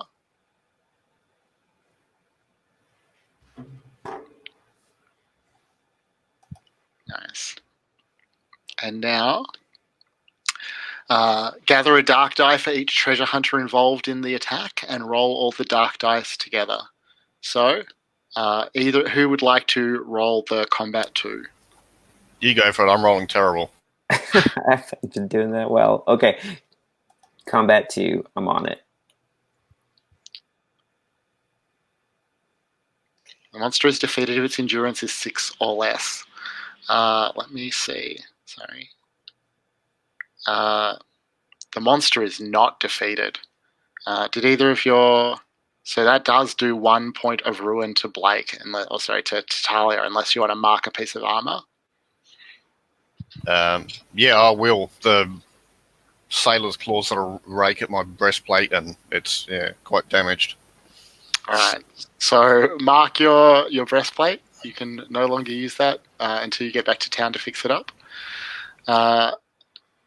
Do either of you try and flee the combat? To do that, you'll have to convince your companion to take your weak point. But no, otherwise you'll continue on. Well, now it's going to be a combat 3 roll as you add a dark die. Blake, why don't you roll this time?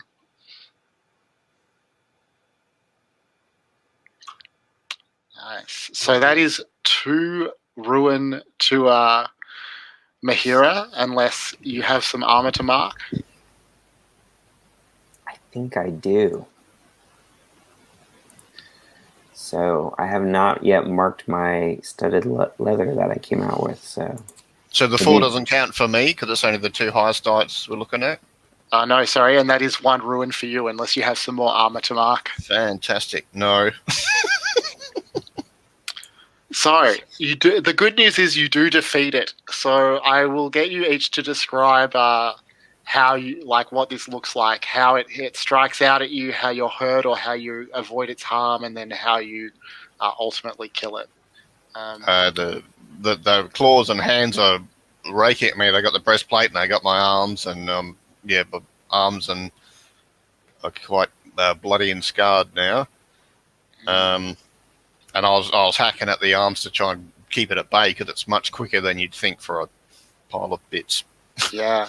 I mean, I think it's almost worse than bloody and scarred. Like your flesh where it's contacted you is almost oozing. It's like it's sort of almost dissolved or started to melt you down. Mahira, how do you finish it? With spikes and mallet, I've been hitting, and Talia's been battling it too. But I get one good one in where I connect with some bit that seems central to it, and that seems to do it.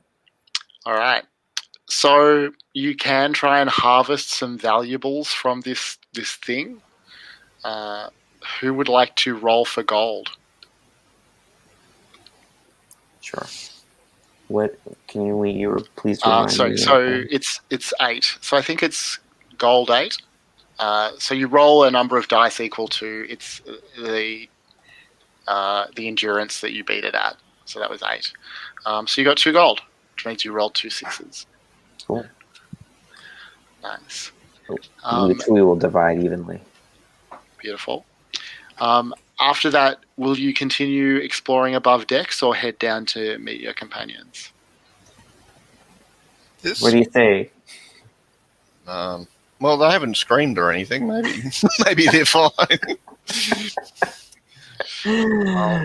That was some kind of cornucopia.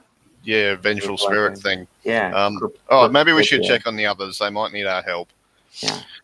Well, let's just head below decks before you catch up with them and see how Parda and Revel and Mr. Whittle are all doing down there. Parda, you continue to look for the captain's quarters. Yeah, and I'm looking for any navigational charts as well. Okay. We'll go ahead and make a hunt roll. Okay.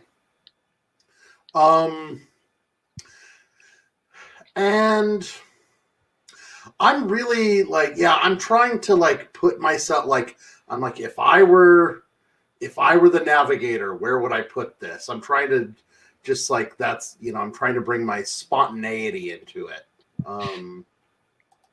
It's up to you. That's a weak justification. Yeah, I don't think that you'll get the die for that. I'll just roll a hunt one. 4. Get a token, but you encounter something terrible. Yeah, and I'm gonna actually trade in all of my tokens for gold at this point. How many tokens is that? That is 3.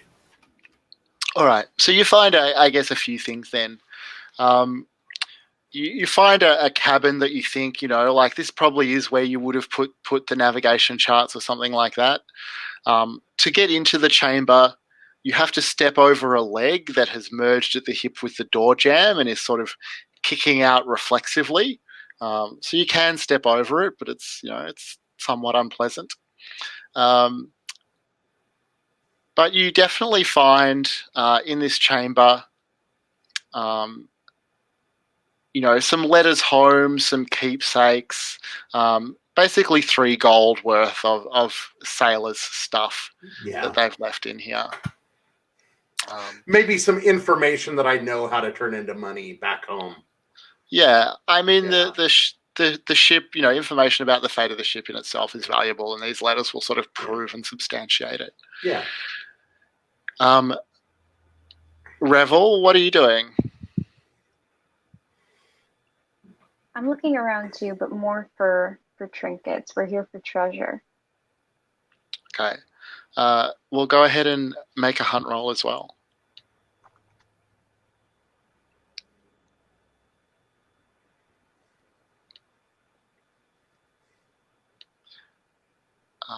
Okay. You get a token, but encounter something terrible. Do you want to spend your token or any tokens? I'll spend 1. All right. Do you want to describe the trinket that you find?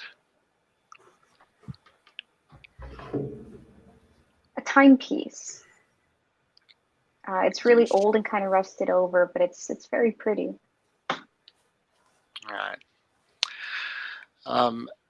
And at this point, I think that you both hear Talia and Mahira heading down the stairs. You had decided to come below decks, hadn't you? So you sort of catch up with them. do you like talk at all about the things that you found? I assume that you briefly sort of update each other on what's been happening. Yeah, I'd say, look, we fought some sort of vengeful spirit, which was just kind of a puddle of skeleton and animal parts. They're pretty nasty. Yeah, just keep your eyes peeled. Well, you sort of step over a leg that's attached to the wall as you say this.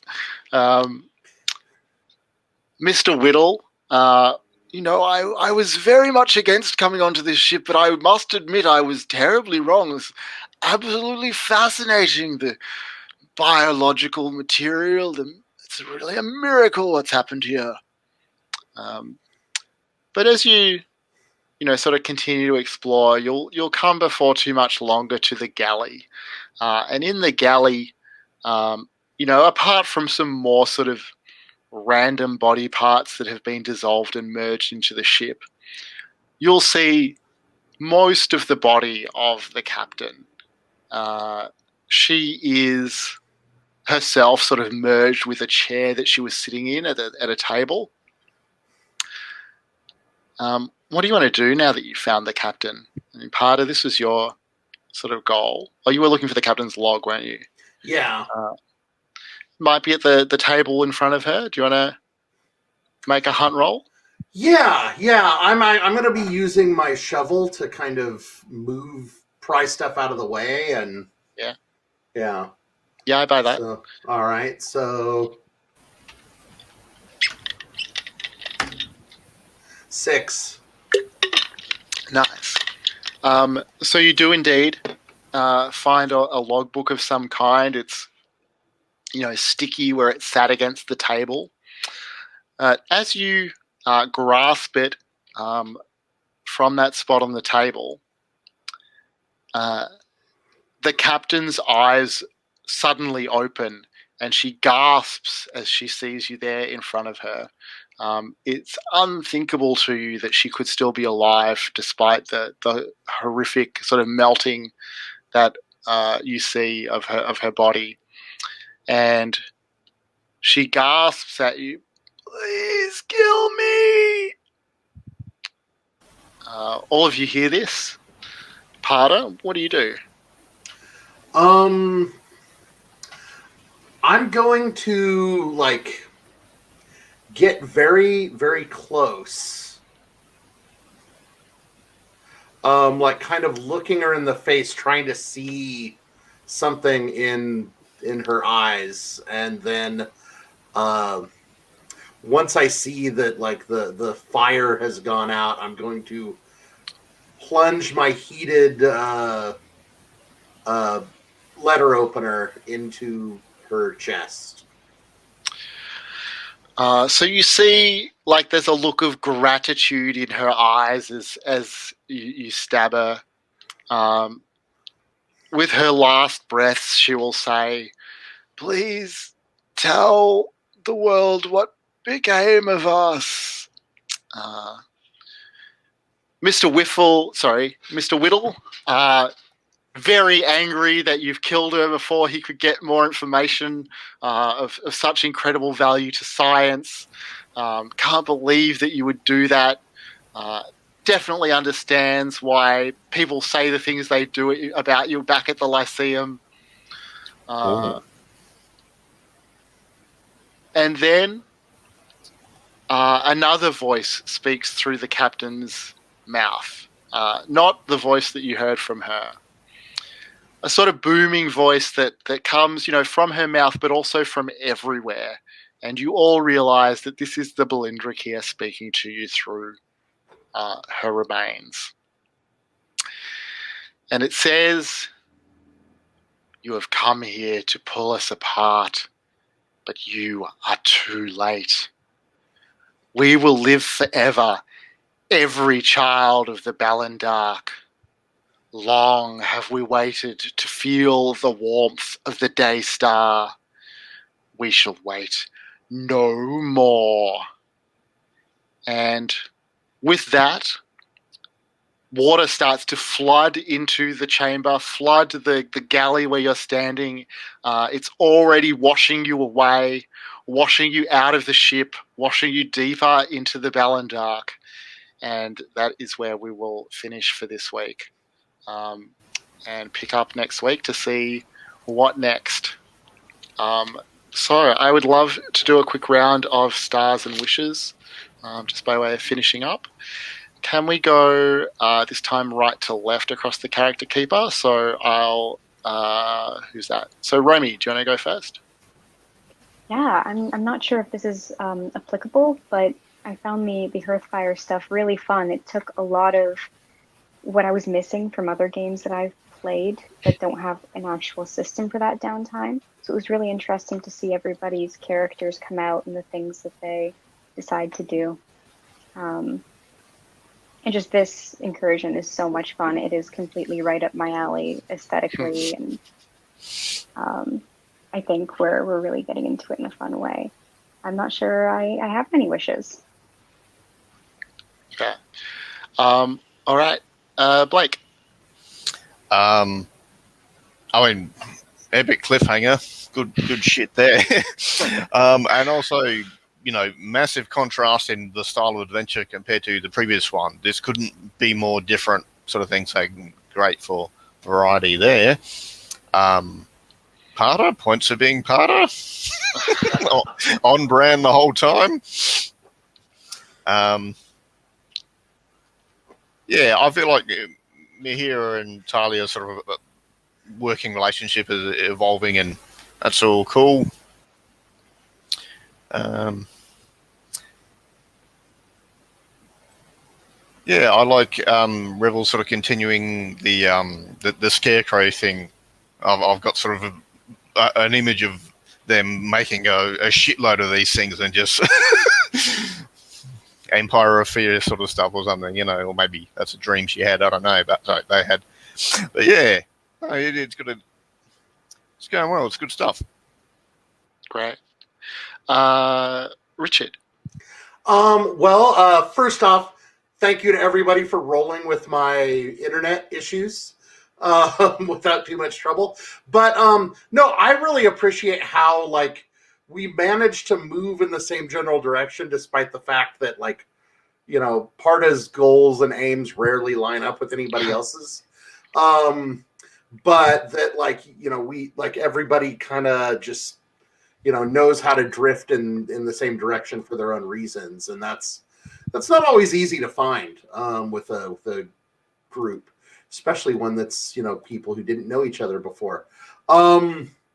And yeah, I like that people are willing to take the bargains and make the roles that don't make their characters' lives better. I think that's always fun when you know, I was just like, yes, I want that unborn. You know, like, oh, why go with a minor mechanical inconvenience? Let's you know, I always want to pick the worst thing. So it's good to see that other people are doing that too. So yeah, and as far as wishes go, I'm content to see where this one goes. Cool. All right, thanks. And Gerald. Yeah, I mean, there's a lot has been said that I agree with wholeheartedly, but I want to also say something that has not yet been said, which Mr. Whittle, I mean, star, the voice, the characterization, very nice, Shane. Yeah, I basically only have like 2 voices that I do in role-playing games, and he is one of the 2. Well, since this is our first game together, he's so fresh and new for me. Yeah, you know, I mean, I think there was some stuff early on in the Hearthfire that was really great, and it was really nice to kind of go into that space too. So I really appreciated that, and I really enjoyed that. And I mean, Burning Mug came together so nicely too. And I also agree with the sort of Parda on brand, but for me, there was this really great moment too where Parda took the lead, which was on brand, but which was also not something that we had seen so much in terms of just sort of like the way that the adventure was playing out, which I really sort of appreciated. Also, I really liked Revel's talking to that spirit in the the wall, the like sass on that was pretty awesome. And yeah, I think like Talia, sort of the way that Mahira and Talia were working together, I thought we were that we were doing that fairly well. Although I ding myself for not like saying yes and earlier to some of your great suggestions, but I think we still found a way. Yeah, I think that's it. Great. Well, yeah, thanks everyone. My stars, yeah, I really enjoyed the Hearthfire. I hadn't gotten to run that before, and it was really interesting and fun. My other star is definitely to Madeline Ember, who wrote the incursion that we're doing at the moment, which I just think is so good. They also have an incursion in the Trophy Dark PDF that just came out, and I'm really excited to run that at some point as well. It's awesome. But yeah, I am very excited for next week. I do want to flag, I think it will end up being a shorter session next week. Like, we're relatively close to the end of this incursion, and it's not going to make sense to start a new one in the last session. So yeah, just to let you know, we'll probably finish up early next time. But thanks very much, everyone. I look forward to next week. Yeah. Bye. Thank Good you. fun. It's Thanks, really all. hard Can to I leave just this check party that behind. can I just check that everyone's happy for me to post the video? Yeah. Yep. All right.